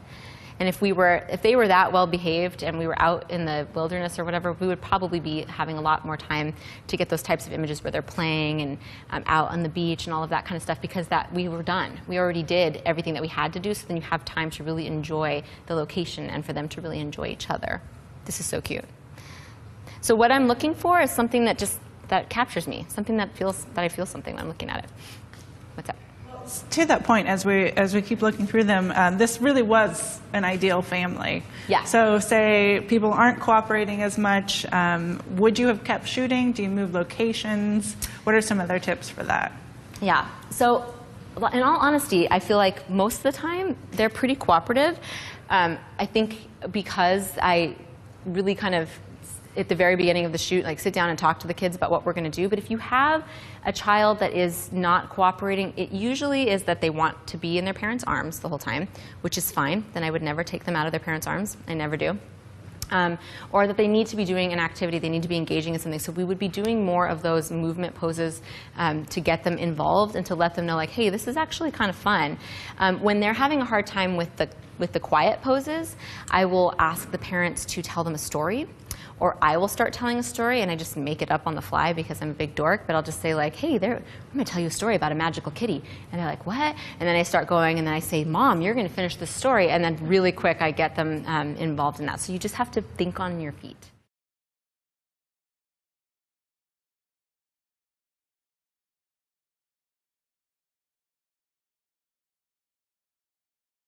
We have a lot of questions coming in, and we have about 10 minutes for questions. Okay, cool. So I know you had one. Yeah. Do- Well, I'm just looking at the details of the technical parts, I guess, and it looks like you didn't adjust anything as you were shooting. You had it set, and Yeah. and that's what you did. And do you do that outside as well? No. Or you adjust? Okay. Outside's very different. So it's because nothing changed in here. The lighting, like I did once in a while, like look to make sure that, because I was noticing that it was getting brighter as it is right now, but that's because we're in here and nothing's changing. So normally when you're out in the out in the environment, like sometimes you're in the shade, sometimes you're out in the open field, sometimes you're getting backlight, and so you do have to change your settings. So that was why it didn't change. It was pretty easy in here settings wise, pretty consistent. I noticed that when like the little girl's moving around and her hair's getting caught in her bow, or the mom's hair might be different places, you're not fidgeting with any of those little details. Does that bother you in post afterwards, or you just let it go? I just let it go. Okay. I'm not, like I said, I'm like the anti-perfectionist. So that doesn't bother me. That's real life. So yeah, especially if they're moving, like of course it's going to be messy. I want it messy, actually. I kind of like messy. Technical. What do you use in white balance? What's your settings here or outside? What do you do with that? So here's another one that everyone's going to be like, oh, I shoot auto white balance usually. Sometimes like in here would have been a great time to be in Kelvin white balance because the environment was so steady, not a lot was changing. I know that I could learn another way, but for me, when we're outside and we're moving around, the location you're changing so much that to set a custom white balance at each spot seems like a lot of work for me when I'm working so fast. Kelvin can be a little tricky there too, because when you move from shade to out in the field, you would have to think about changing that. And I like to be able to just be fast and work on the fly. And I usually just fix it in post-processing if there's a problem. So. And are you shooting in RAW or JPEG? RAW. Okay, so then you're okay on Absolutely. the ISO. RAW as well. is You have more amazing. Yeah. flexibility. Yeah, RAW Cool. lets you fix that. So. Great. Okay, tons of questions coming in. So, question from Lacey. Do you feel that you then have to create new poses if you have returning families? It's a good question, and I generally don't. What I will say is that as the kids get older, the poses, maybe they change a little bit, or the way that I direct them is a little bit different. But usually what changes for my families is the location, and that's enough. So I may not do like this, the laying down pose that's pretty specific. Like I may not do that every year with the family, and usually, you're always evolving and changing. I learn new tricks and poses every once in a while that I infuse into my work. So generally, it's the location that adds enough variety for my families. Another question about how you were photographing from Jillian and several other people. Are you always shooting in manual? Mm-hmm. Absolutely. 100% manual, yes. And would you ever shoot in auto ISO because of the changing environment? No, I never have done that. I always like to be in complete control of the settings, so full manual. Control freak, I know. Control freak, non-perfectionist. I don't know what that makes me, like a hybrid weird person. So a question had come in about someone's joining us from France. And hello. how That's cool. do you, if you have an older child who's about 10 years old, is there anything different? The teenager, tweens, anything different? And no, there isn't. And that's like when I was showing some of the examples in the earlier segment, I was saying, like, look at this is a teenager, this is an older kid. I do the same stuff. And obviously, you're not going to have dad pick up a teenager. Maybe you are, but probably not. But I am going to still ask them to get close, and I'm still going to direct them to interact in those ways. So no, I use the same posing tactics with older kids. Do you ever have more than just an immediate family in your sessions? That's a good question. I don't take extended family sessions because I don't feel like I'm very good at it. I really want to focus on that family connection, and when you bring in too many other people, it's just more like multiple shoots in one shoot, and so I turn those away if I get any. So once in a while, like grandma will come along and I'll get some shots with her in it or whatever, out of it. That's an exception though, it's rare. any tips? This is for April Woodruff, who's watching and wondering how you're toggling your focus points while they're all moving so quickly. Any tips on how to get better at that? That's a good question. When in doubt, leave it on the center focal point. When in doubt, leave it on the center. So if you're not a back button focuser and you are and you really feel like that you're worried about where your focal point is, just keep it in the middle when you're learning. It's totally fine to do that. You can, kind of recompose a little bit and keep it in the middle. But now I feel like that's why I don't ever like to get a new camera. I'm sure that the new one feels a lot like this, but this camera feels like an extension of my hand. Like I feel like I can just do it without even thinking about it pretty fast. So just takes practice. Be patient. All right, another question. Again, you said you're photographing very quickly, as we can see, getting all the little moments in between. Do you know what speed your memory cards are? You didn't seem to be having any issues with buffering, or if that's a consideration. And that's funny because I felt like I was having more buffering. I think it's because of the tether. But I use the type that I use is the SanDisk, and I think it's I don't know. That one tends to be fast enough for me. I've been using that same brand for so long. Right. So okay, yeah. We can maybe look at it at break and see what it is. Let's see. Any more in the studio audience? We saw images that were with babies. So Marcia from the UK, how would you pose a baby with the family? Is it the same flow? It's the same. So yeah, I would have the baby be right up in there with mom, just how I had the older kids, or have the baby sit on dad's shoulders, or if the baby was really little, then you just have the mom and dad hold the baby in front. So yeah, it is pretty much the same. I mean, all of this can work with littles and older kids too. So let's do one more. And this is from Dan Mahar, who says, do you think that your process is more oriented to extroverts, or do you think introverts can learn to bring that same energy and intensity that seems vital to this process? So I'm glad that question was asked. Remember I was saying, where are my introverts in here? I have a really dear friend that is a photographer that she and I have shot together before. So like we have gone out and done a family shoot together. We were at a retreat and we were photographing at the same time. And what I found that was very interesting was that her style of photography is very similar to mine. It's very intimate, it's very emotive, but the way that she does it is a little bit more quiet. So she speaks to them still, but she's not a spaz like me. She's like a lot more calm, and her images feel more calm, which I think is funny. And we were shooting at the exact same time, and what she saw and what I saw was totally different. If you've never done a shoot with another photographer like that, it's actually really a cool experience to see that. So you can absolutely do this as an introvert. You just are going to infuse your personality into it. You do have to be able to talk to your subjects, though. And I do think that you have to be able to touch them, even if you're an introvert. But you can do that in your own way, with your own personality. I mean, that's what's cool about photography. It's going to be uniquely you.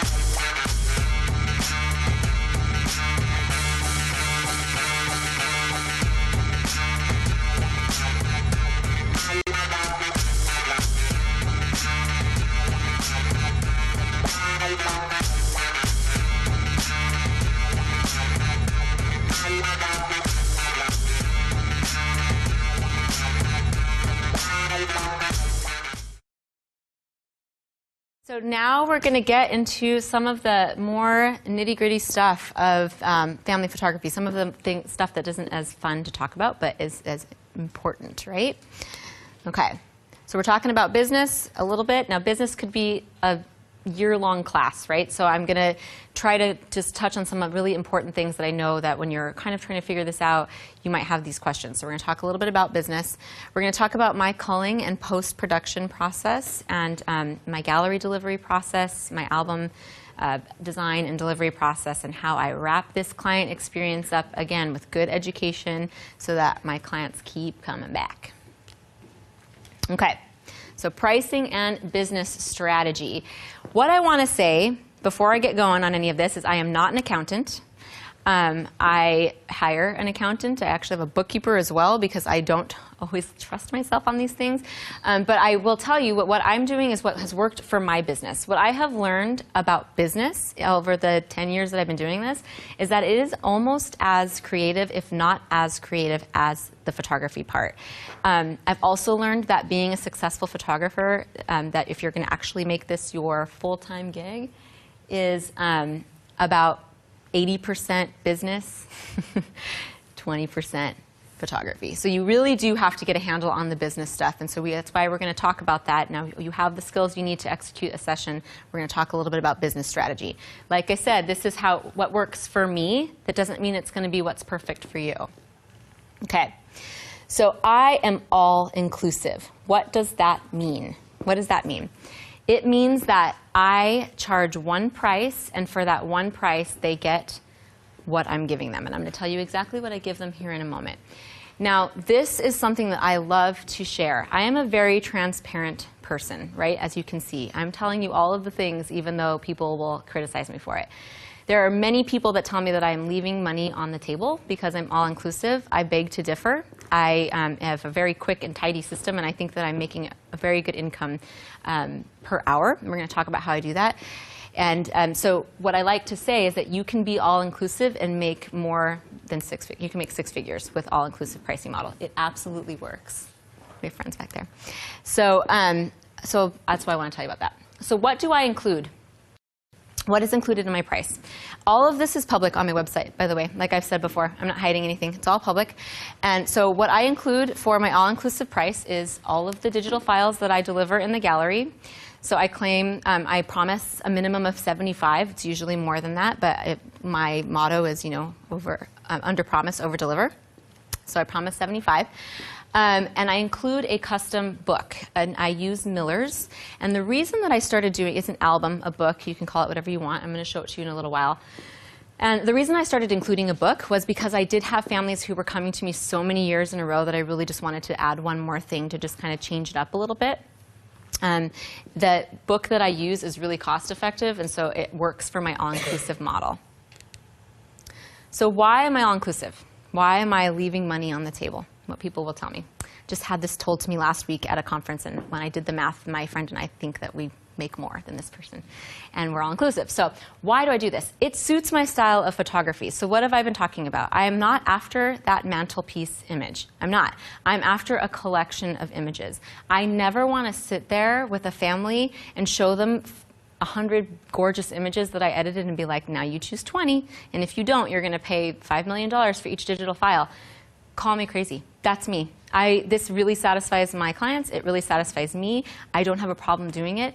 And that's why it's just simple. It's simple. It's what I would expect. It's what I want when I have my family photos done. And so it really works for me. I don't have any interest in selling products. So if you do, some people, like I have friends in the industry that just get so much out of picking these really great heirloom products, and then they get them and they want to package them and they love that in-person sales experience. That's great. If that's what you want to do it.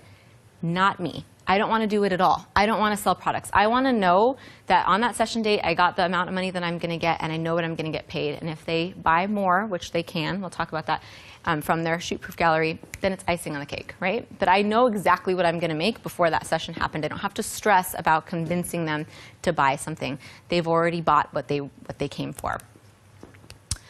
And like I said earlier, I deliver really big galleries. I want them to have every image that I edit for them. I don't want them to have to make that choice between 10 images that were in a series. And so that's why this model really works well for me, because I can give these big galleries and not worry about it and not think that I'm sitting there making them choose between multiple images.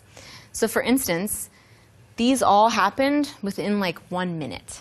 So if you can imagine, I'm telling this mom, each one of these costs, however much you're going to charge per digital file, you're going to have to choose your favorite. I just don't want to do that. It's not going to work for me. So that's why I'm all inclusive, okay? And I already said this. I got ahead of myself. But that's just not what I'm after.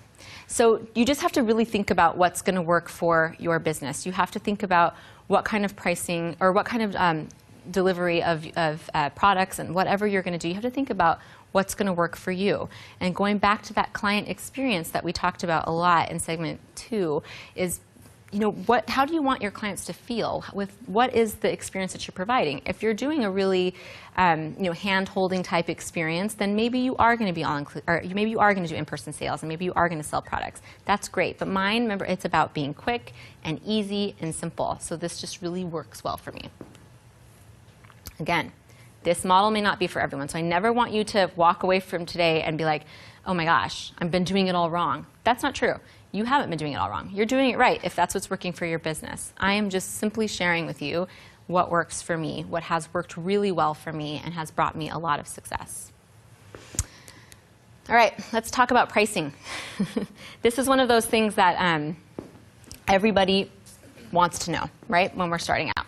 And you are going to get the pricing guide in the bonus materials. And it's a lot of, it's a worksheet. And so that's why I can't bring it up here. It would just be too much text. But we're going to talk a little bit about pricing, okay? So why I say take emotion out of pricing is because this is where we go wrong in the beginning.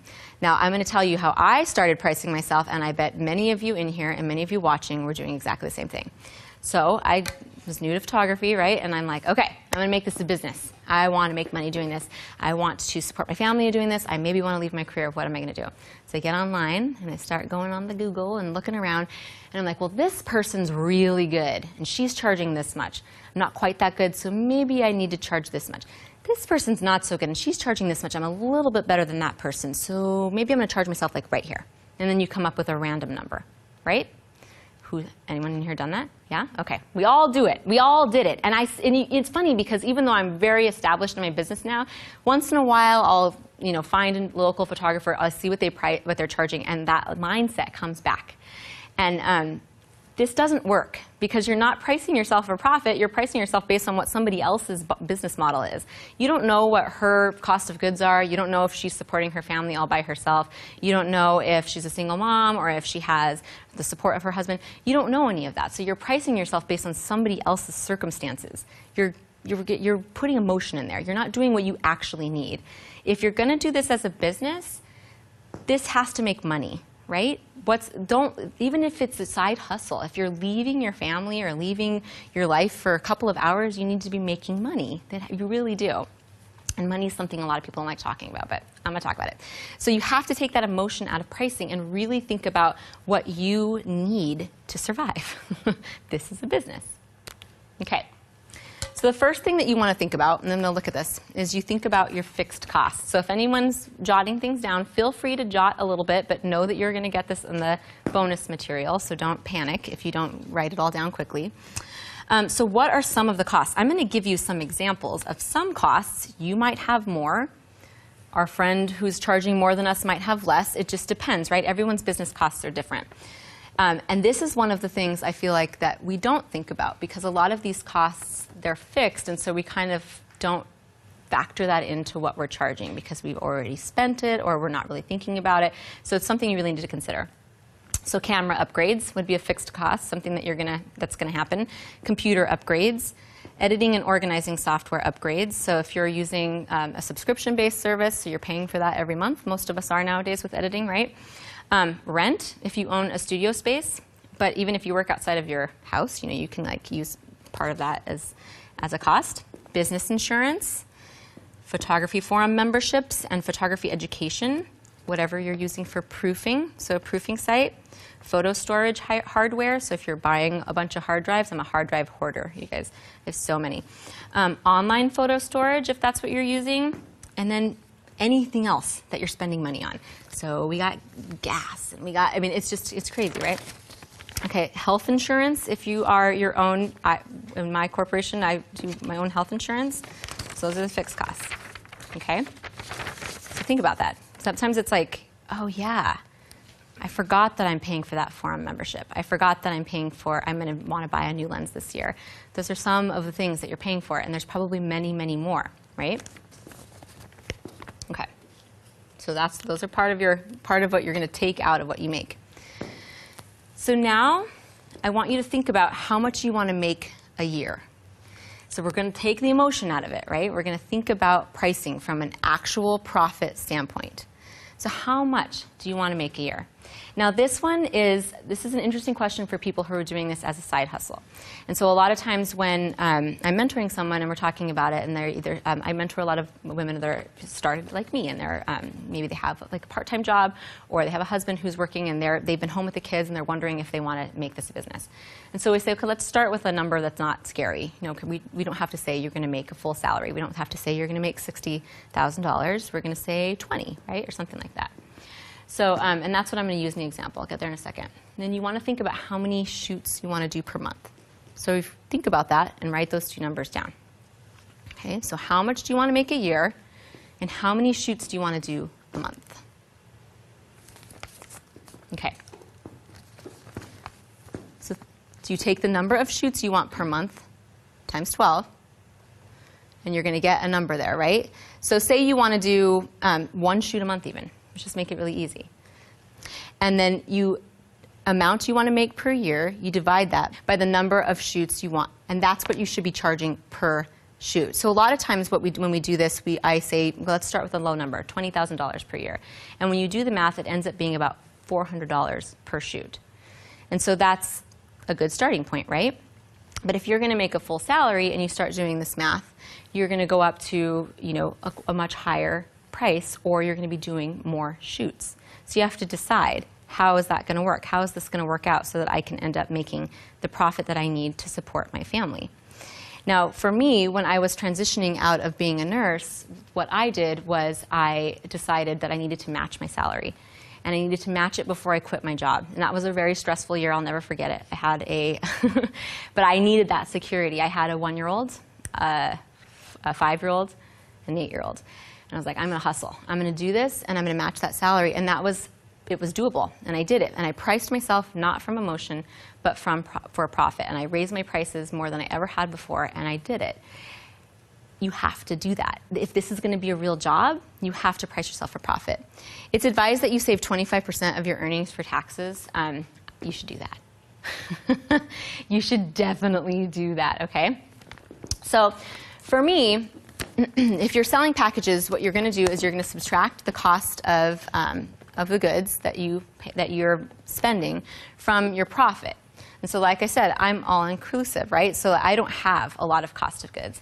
But even so, I end up with, you know, a deficit. So you end up losing some of that money that you're making. So I charge, I'm going to be totally honest here, I charge $8.50 per session. And we're going to get into the editing stuff in a bit here. But I charge $850 per session, and I spend about $50 on editing. So I'm going to talk to you about that. I outsource my editing. We're going to go there in a minute. And I include a book, and I spend about $40 on a book. I save 25% for taxes, and that's a little more than $200. So I'm really only taking home about $560. So if I was selling a bunch of products, you know, then yeah, I would have to charge for those products and make up that. So you just have to think about it like that. Does that make sense? Okay.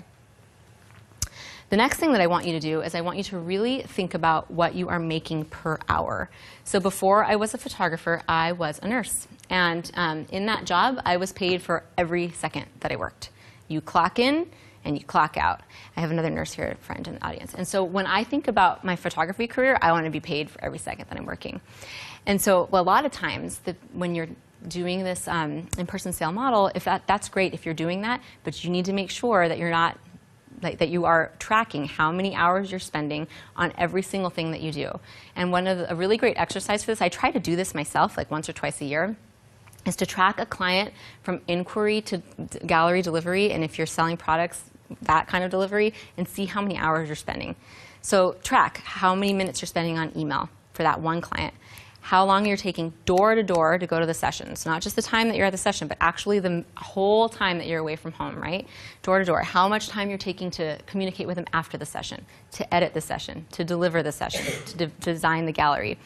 it's a lot. It ends up being a lot of time. You are in a boutique service. This is a specialized service. You should be making a lot of money an hour. You're giving a very high-end thing, I think. So think about what you're making per hour. Sometimes I have students work this out and they're making like well below minimum wage. It doesn't feel like it because you're a one-woman shop and you're like, all right, this is no big deal. Like I'm at home like doing this while I'm watching Netflix or whatever. I hear a lot of people talk about that.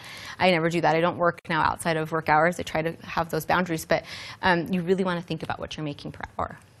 Okay? All right. Does anyone have any questions about that? And that's a lot. I just wanted to really kind of touch on pricing though before we go any further. Do you think it's possible to do both? Can you do packages and also have an offer an all-inclusive? Like if you really want, if it means a lot to you to have prints for your client and you want to offer those packages, but also you love the idea of offering an all-inclusive where you give all the digitals, is that realistic, do you think? I personally think those are two different types of clients. That's just my personal opinion on that though. So what I do is, you know, I went back and forth with that because I do want them to print their stuff. That's why I started with the album. And my clients can purchase prints if they want from their galleries. I use ShootProof, and so they can purchase from there. And so I used to think that I wanted them to have prints, and so I would put in like, you know, whatever. I had a couple of packages, like this is way back in the day. And I found that they really didn't appreciate the prints that they got because I sort of forced them to get them. That just wasn't my type of client. It didn't really work well. So maybe you can. Maybe you can come up with a hybrid for that, but I really personally think they're two different types of clients. I think that somebody who wants all of the digitals and somebody who wants like this more of a product-based service is probably a different person. Question, just to clarify, I know we're going to talk about the client delivery, but this is from Kelly. You're not giving the client all the images that you took. No. You're giving them the ones that you send out for being edited. Yeah. Yeah, so no, I wouldn't give them like, no, I go through and pick the images that end up in their gallery. So I shoot about 800 frames at a session and I give them about 100. And so yeah, I go through and I cull and I pick the ones that I want to be edited and then those are the ones that they get. Great. So, yeah. I'm not sure if you're going to touch on this, but a question also from Kelly. How did you know we talked earlier about portfolio building and perhaps charging nothing when you're doing that. Yeah. How do you know when to start charging money? Yeah. And would you recommend people go, if they're following this type of model, they go straight to the price that they want to get? It's a really good question. So when do you know? You're always going to have an insecurity about charging money, especially if you didn't do a service business like this. You're selling yourself. It feels weird, right, to start charging money. And I will never forget like my first time that I made. And I didn't do I didn't do it right. I was charging way too little, and then I had to like lose those clients, and then keep going and lose those clients. And I'll never forget when I got my $100 from that session, and I was like, oh my gosh, I can't believe I just took a check from this person. Like, this is so weird. It doesn't feel normal. So there's never going to be that time where you're like, I'm a badass and I'm ready. Even when I raise my prices now after 10 years, I'm like, nobody's going to book me, and then it totally ends up being okay, right? So you're always going to feel a little bit insecure about it. I think that this is personal. What we're doing is personal.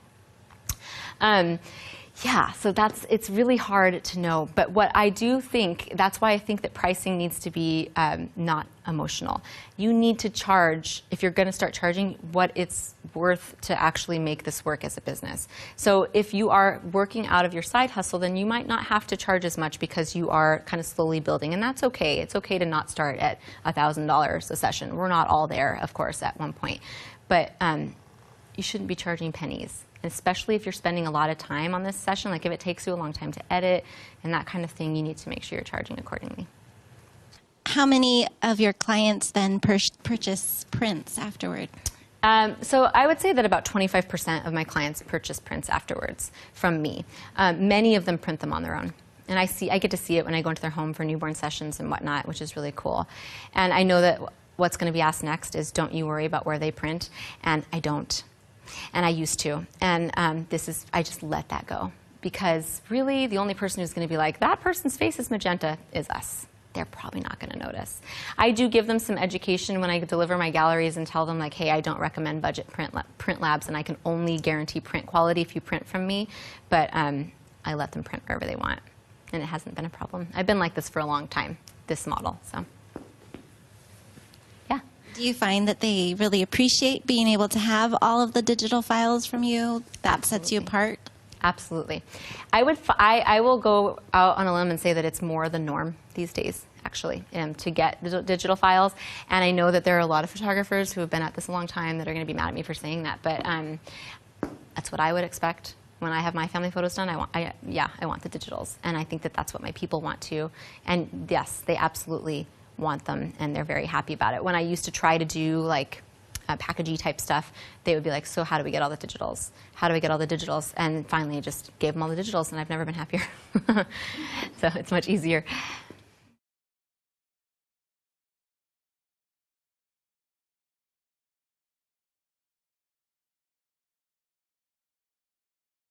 So this is another one that just kind of always blows people's minds. This year, next month will be 1 year that I started outsourcing my editing. And it has changed my life. And so I'm going to tell you how I got to this decision. I'm going to tell you why I think it's amazing. And I'm going to tell you that I think it's funny that family photographers don't do it very much. So wedding photographers outsource all the time. A lot of my friends are wedding photographers, and they've been doing this for years. They've been outsourcing their editing. And so what I will say, though, I'm going to backstep a little bit. If you're new to this, you do need to know how to edit. So I edited my own stuff for 9 years, okay? So you do need to know what you're doing with editing. You have to be able to grab an image and edit it, whether you use Photoshop or Lightroom or whatnot. So I was editing my own stuff. And I'm a very fast editor. Anyone that sees me edit is usually very surprised. I do a lot of batch editing, and I don't do any retouching unless there's like something super obvious. I'm not real picky about that. I like it to happen in camera. Where I create my art is with that connection, use of light. Editing is not where it's at for me. I have a good friend who spends like 6 hours per image, but that's because she is she does this really high-end boudoir photography, and she is selling that one image, almost like a painting, very different than what I'm doing, and she loves it. So if you like editing and you want to do that, super. Me, hate it. And editing was starting to suck that passion out of it for me. I was getting to this point, so it was last year in April, and I was pretty much booked for the year. I was booked comfortably for the year. And I was drowning in editing. I had a really busy month for newborn photography, and I was like, oh my gosh, I have 9. I was talking to a friend of mine. Get your photographer besties. They will save your life. And I was on the phone with her, and I was like, I have 9 shoots in my queue right now. I'm like going to lose my mind. And she's like, have you tried the Image Salon? This is who I use for weddings. And she's like, and they're friends of Creative Live, which is really cool. I got to meet them last week. But she's like, I've been outsourcing my family work too, and it's blowing my mind. And I was like, no way, I can't afford that. That's going to take a huge cut out of my profit. I don't think I want to do it. Well, I looked into it and realized that it was only going to cost me like $30 to $50 per session, just depending on how many they charge you per image. Depending on how many images you give them.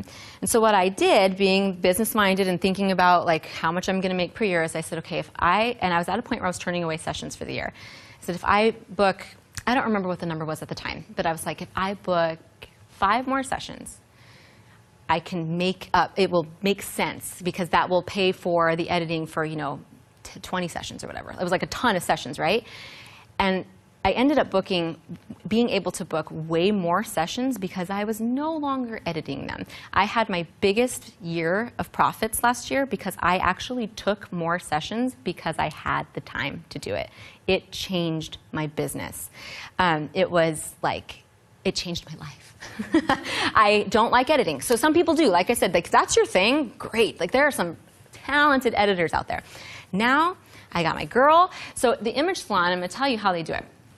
I feel like maybe I'm gonna. So the reason that I outsource is I don't like editing. Okay, I don't like it. There's no secret. I know how to. I know how to edit. I know how to use all the stuff. But I'm a super simple editor as well. My work is very clean, so I don't have a lot of. I'm not putting a lot of stuff on there.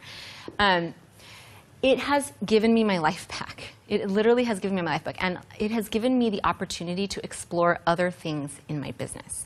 So I'm able now to work on other projects, more teaching, more photography retreats, lots of different stuff because I have time. The amount of time that you spend editing when you're a digital photographer it's big. It's a lot. Okay, so the image salon is fabulous. I just upload my images. You get one editor, so you work with the same person all the time.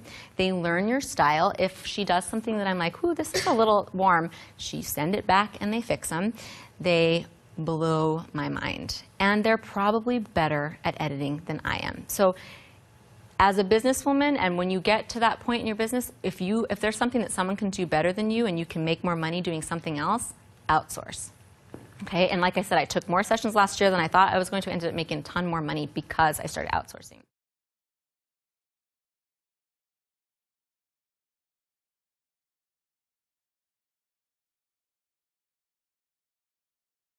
So they will cull your sessions for you. I have friends who send them, 5,000 wedding pictures, and they cull them for you. So you can pay them to do that. I don't. I want to do my own culling because I really want to make sure that I pick the ones that that they edit. It's important to me to know and see what's going to end up in the gallery. So I definitely do my own culling. So that saves me a little bit of money. And so what I want to do right now is show you what a full culled session looks like for me. And this is a pretty big one. This was a really big gallery. Okay, so I'm just in Bridge right now. And these have been edited by the Image Salon. And what I'm going to make sure they all. You'll notice how giant this gallery is, okay? So when you see that number, you're going to gasp. But when you see them all together, you're going to see why I give it. There are 193 images in this gallery. No shame.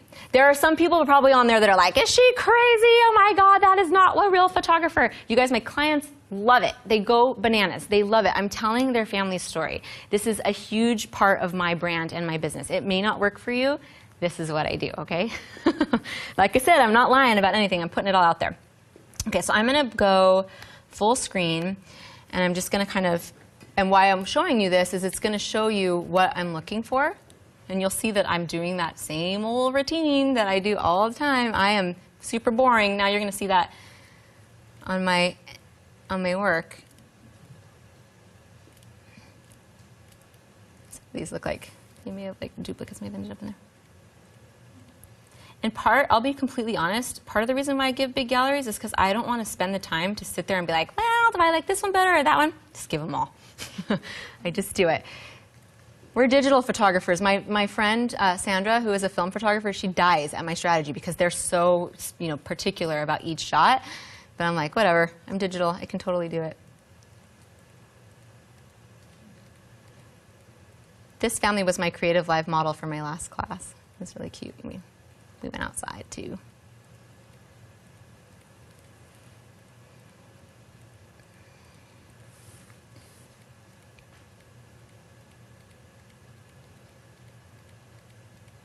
She cute? My gosh, a little one. And this is, you guys, Seattle. This place is like 5 minutes from my house. We're lucky people around here.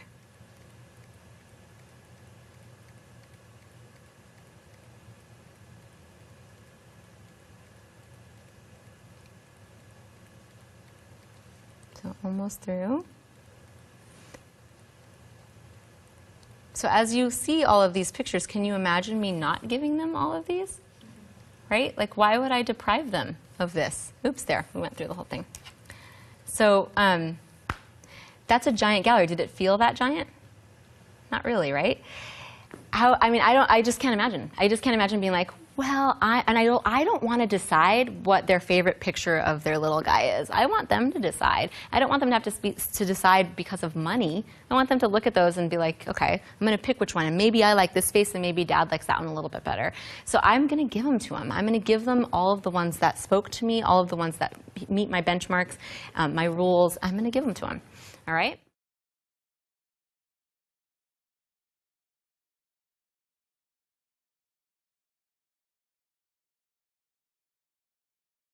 So when I cull the images, I get them all together, and the Image Salon has this really awesome software that just, it's a downloadable desktop thing, and you upload them to them.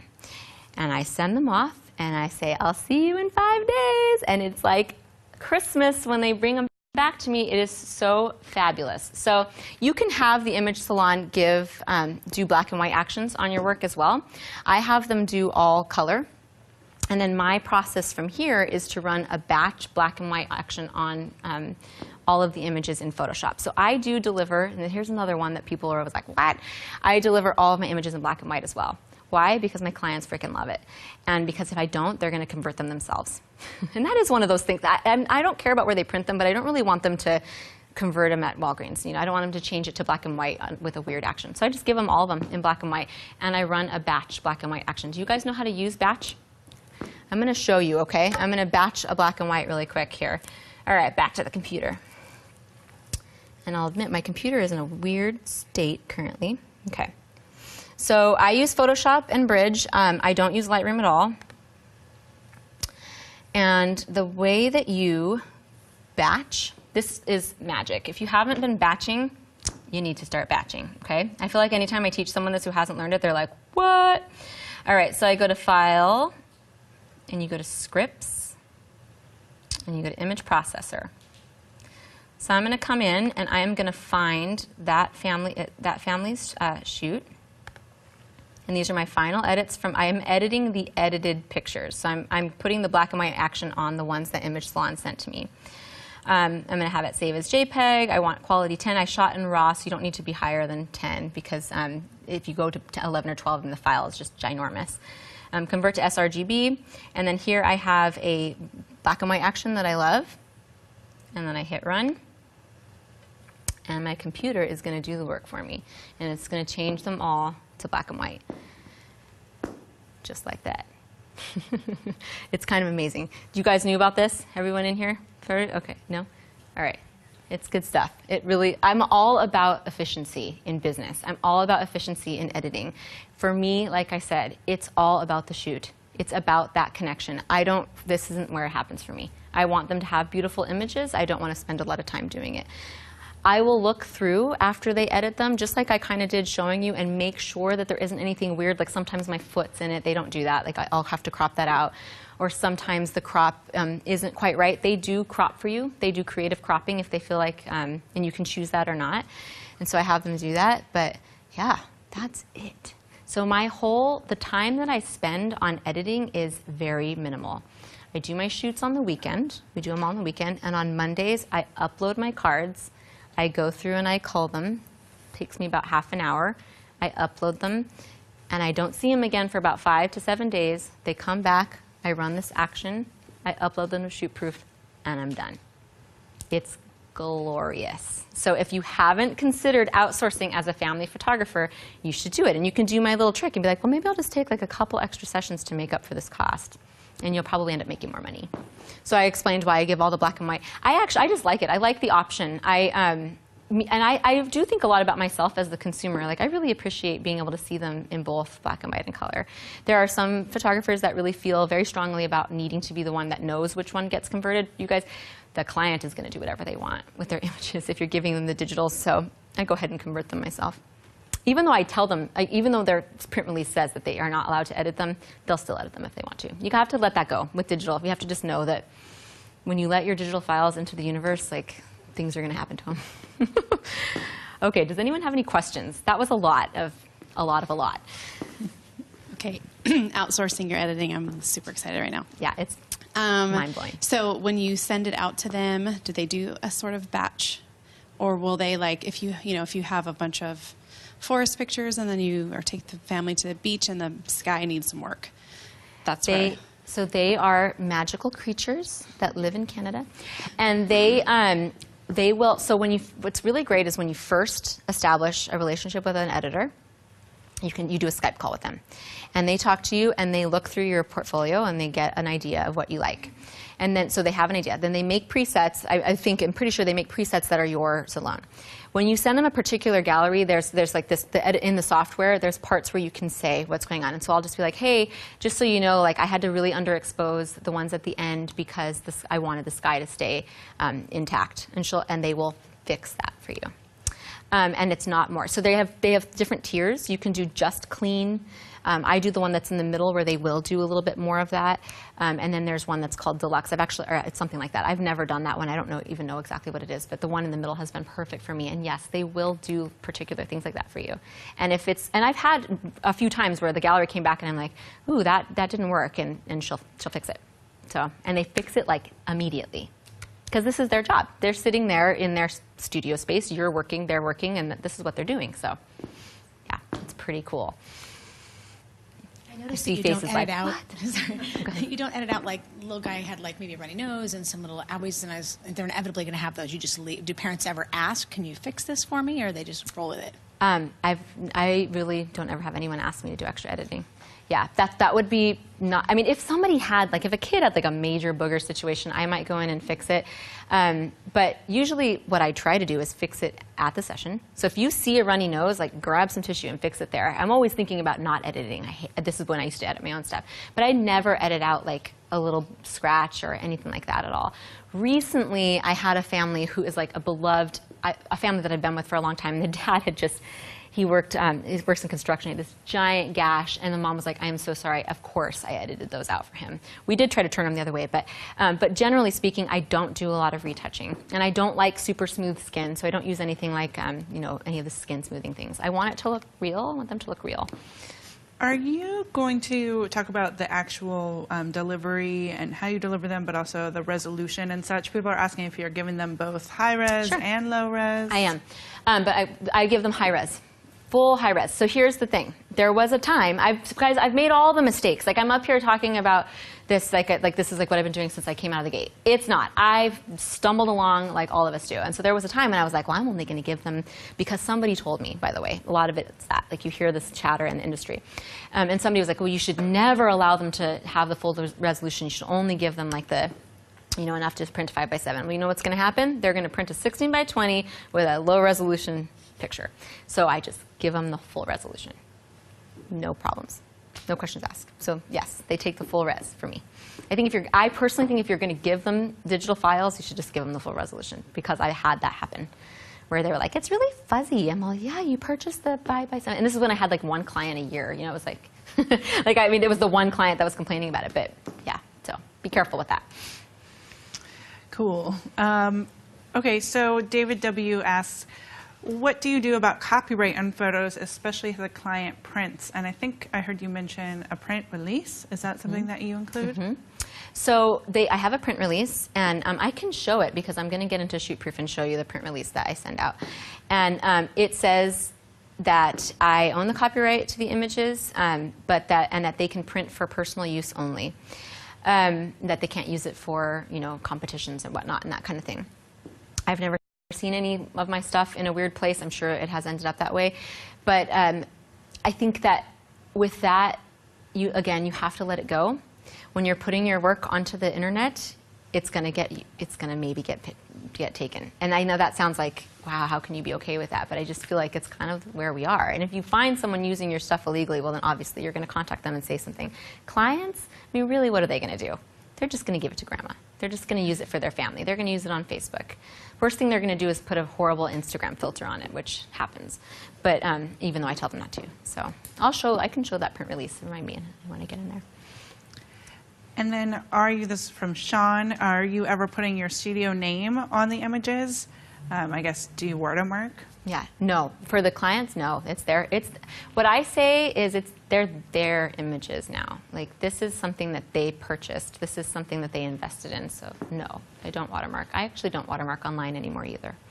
I do try to change the metadata. I'm not going to go super into that, but you can do that in Bridge, and you can do that in Lightroom, where you get into the back end of your picture and you change the metadata to make sure that your name, studio name, is on there so that it's copyrighted. So if it does end up in the wrong hands, it's embedded in the actual digital file.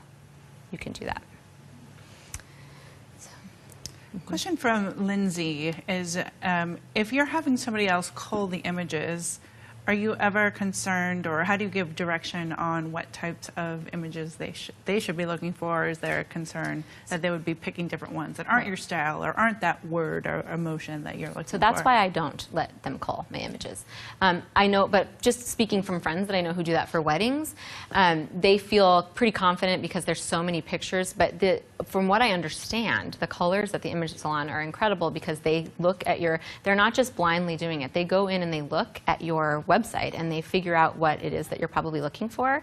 And then they also, I think that what they're really looking for is like technically correct stuff. So they're not going to pick, they're trying to get rid of the ones that are, because with weddings, it's, this much bigger situation. So I don't let them cull them. So I wouldn't trust that they would maybe necessarily know. Have you ever used any of your photos and run ads, either Facebook or Instagram? And is your release any different for that than it is with the clients?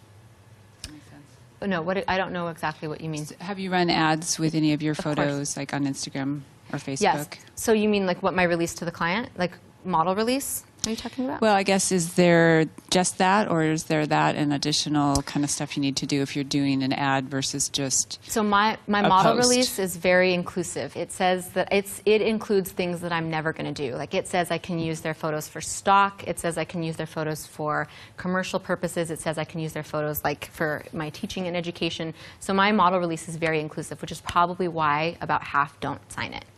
And I respect that wholeheartedly because I know what it's like not to want your kids on the internet. I actually rarely post my own kids. So I think that you just have to make sure to include all of the things in it. And don't ever use someone's picture if you don't have a model release. It could get you in a lot of trouble. Yeah. Can I ask, at what price point did you start at when you decided to give what you give now, all of the full gallery with black and whites? Of course, yeah.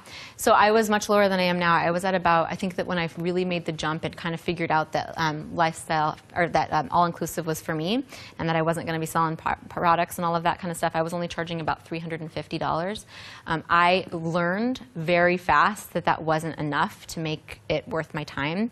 This was also when I was starting to think about transitioning into this as a full-time career, and so I quickly went up to close to where I am right now. And I feel like what I've found, and this is just a total general statement, is if someone can spend $400 on a family session, they can spend $1,000. When you get past like a couple $100, when you make the jump, it's scary, but you still book clients. It's kind of amazing. It's hard to do, though. I get it.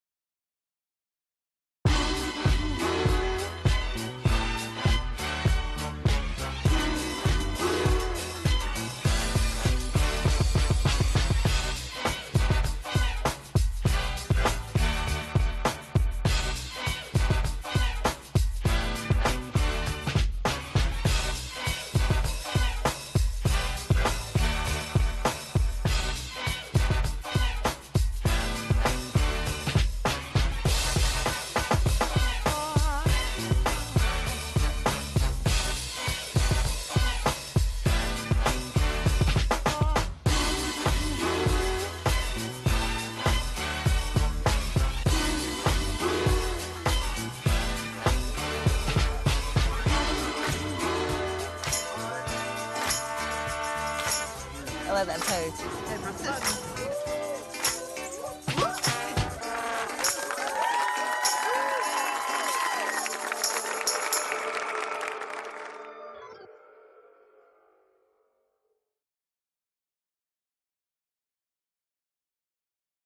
When you are an online-based business, like I am, like I'm telling you guys, like everything that I do is online. So when we were talking about like the client education, it's all on my website. When we're talking about communication, it's all on my website. Everything is online for me. Why? It's easy. Okay, I don't want to have to talk to someone on the phone. I don't have time, and I don't want to be sending out welcome packages that are that are solid. And I just want it all to be online. So when everything is online, your gallery presentation is really important. So you want this digital experience to be really beautiful, right? So I use, here I'm giving you another person that I use and love so very much. I use Shootproof. They are my, my gallery delivery vendor of choice. They sponsor me too, I will say that, but they are incredible. And the reason that I really love them is because, and we can go to my computer, is because they're very on brand for me. So, oops, I was learning all these little tricks. Okay, so this is my Shootproof gallery. And you can customize this. There's like different ways that you can make the gallery look. And then when they get in to see their photos, it is this grid option is one that they have. So I just want to show you, and this is another opportunity for you to see a full gallery for me, another giant one. This family came all the way from North Carolina to see me, and so I loved on them hard. I gave them lots of images. We had an amazing session, but if they're going to come from North Carolina, like, right? I was going to give them all this. I mean, can you imagine being all, well, you should choose this one or this one? Like, no way. Never going to happen for me. So this is a giant gallery. I'm showing you. And it's very on brand for me. But this is a very fun and pleasurable experience for the viewer because they can kind of see them all. And then if they want to click on one, they can do this. And the internet might not be super fast in here. And they can start going through it this way. So it's pretty fun. Now I want to show you my portfolio online, just so you see what I mean. So see, this is how my portfolio is laid out. So Shootproof is very on brand, so it feels like a cohesive experience, like we're talking that session experience. It feels cohesive for my clients. So when they pop into their Shootproof gallery, they feel like they're in my website, except it's their family's work. And I really like that because, like I said, remember that they always, so often they're like, I can't believe that's us. And I'm like, no, this is you. Like, this is actually what you look like. And just talking wardrobe, like these people are wearing like sweaters and jeans. And yes, some people really bring it and do that, but some people we're casual here in the Pacific Northwest. So that's why I really love Shootproof, because it's on brand for me. So whatever you decide to do, if you're going to do digital files, you do want there to be a beautiful way for them to view the files. I personally think you're selling your clients short if you're just sending them the digitals in a way that isn't presented beautifully. That's just my opinion on that. And at this point, I design my album. So why did I start giving albums? I started giving albums, this is my second year doing it, and like I said, I have clients, you guys, I'm super blessed. Like my family's, I book fall almost entirely with repeat clients a year in advance because these are my people. These are my brand evangelists. They come back every year. And I really wanted to do them, in fact, this year I think I'm 100% repeat. And I wanted to do something special, something different for them, just to kind of change it up. We were talking about that location stuff. And so I decided to start offering these books. And why did I start offering these? So albums can be super pricey, right? For us, the photographer. That's why you have to charge like $1,000 for them. And so Miller's has what they call the signature book. And they are really high quality. They're simple. They're on brand for me because they are very just kind of, minimalist. There's not a whole lot going on. They're not fancy because I'm a very laid-back brand, and they're really easy for me to make. So before I show you, I will say again, time is money, and the way that I design these albums is with Fundy software. And Fundy is they work with Miller's, and so their system is incredible. You just drag and drop, and it's just like bloop, bloop, and it makes the album. And then it is connected to Miller's, so you just right from that design software, you send it to the lab and it shows up at your house. So it's really, really easy, really fast.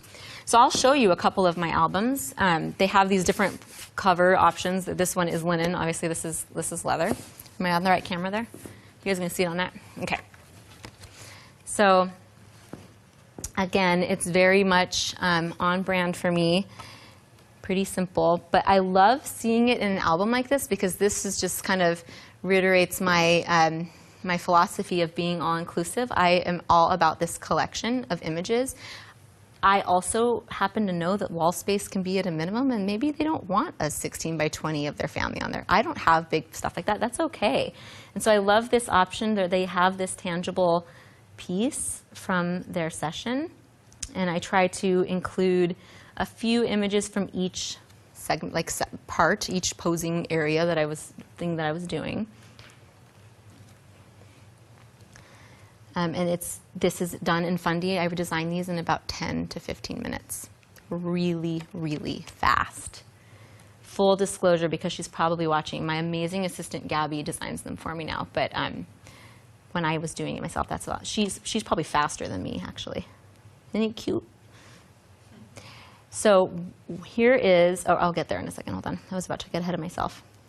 So I try to include, from every part of the location that we went, I try to include some of the images there.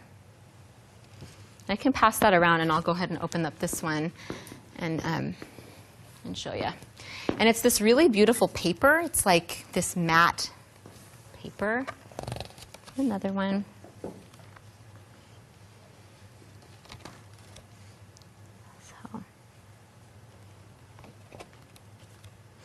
So the way that we just kind of go through and pick some of our favorite, we try to get down to about, there's usually probably about 40 or 50 images that end up in the gallery, sometimes more, just depending on how rockin' the session was going. Some of my galleries are ginormous, you guys. I'm totally going to admit it. But there's no way I'm not including that in their gallery. And if I was being really picky, I might not. But that's so precious, such a sweet moment. And so sometimes the albums end up a little bit bigger. What's great about my assistant is she keeps them at our price point, where I tend to be like, well, I'm just going to make it a little bit longer and end up spending more money than we need to. But so this is another one. So when I started doing this, my clients were so happy. Their minds are blown. They love it. They feel like it's a gift, like it's not part of, it's almost like something I'm giving them extra. There's that on that one. So, okay, pass that guy around too. So one thing that people are really surprised about, so I'm talking about time is money, I'm talking about how being in control. I do not give them the option for revisions at all. They get no say. Here I am, being control me again, but they get no say in what their album looks like. And I tell them that right up front. I say, what's included in your session is a pre-designed album. We will be the artistic director, or we will be the artistic designers of your album, and we promise to include a good variety of images. I have literally not had one person complain. I've had people thank me for doing that for them, because what was happening is they were like, well, I'll make my own album, and then 5 years later, their stuff is still on their hard drive. Yeah, that happens to me. I have family photos taken once a year with my family, and many of them are still on my hard drive. So it happens. So this has been a really great thing, from a really great part of my client experience. It doesn't cost us very much money. We spend about $40 or $50 per album. It doesn't cost us very much time, and so it's just a no-brainer for me. That's why I do it.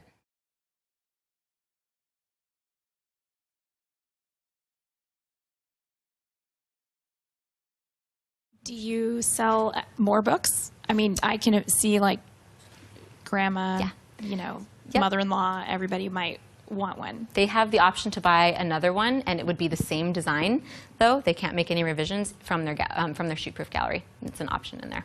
And at Christmas time is when I get a little bit more of that. I get a little bit of an influx in that. So. So can you tell us again, this is from Andrea, what size those are? They're printed at Miller's, I think you said. Yeah. And how many pages and spreads are usually in there? So they're 10 by 8 is the one that we use. And Miller's has multiple sizes. They have, so many different options. This is just a good middle range for us. We felt like this was kind of a good point for us. And we try to keep it at the standard size, which I think is 20 spreads. Is what it comes out to be.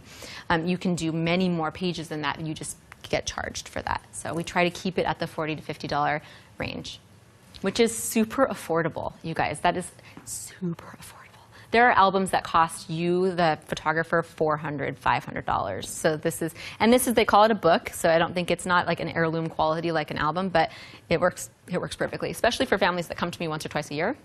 So And again, you're picking those images, and they're not all of the images of the digital files that you're giving to people. Yeah, no, it's not all And of do you them. mix black and white and color? Yeah, we do. Great. We do. All right, we have some more questions coming in. In terms of your workflow, this is from Moonchild, how long do you archive those images? And do you keep all of them, those 800 plus? Or are you just keeping ones from the shoot that you give people? That's a great question. So I never store anything on my trusty partner here, my computer, because the files are huge. I am a hard drive hoarder. I have like 5 bazillion hard drives.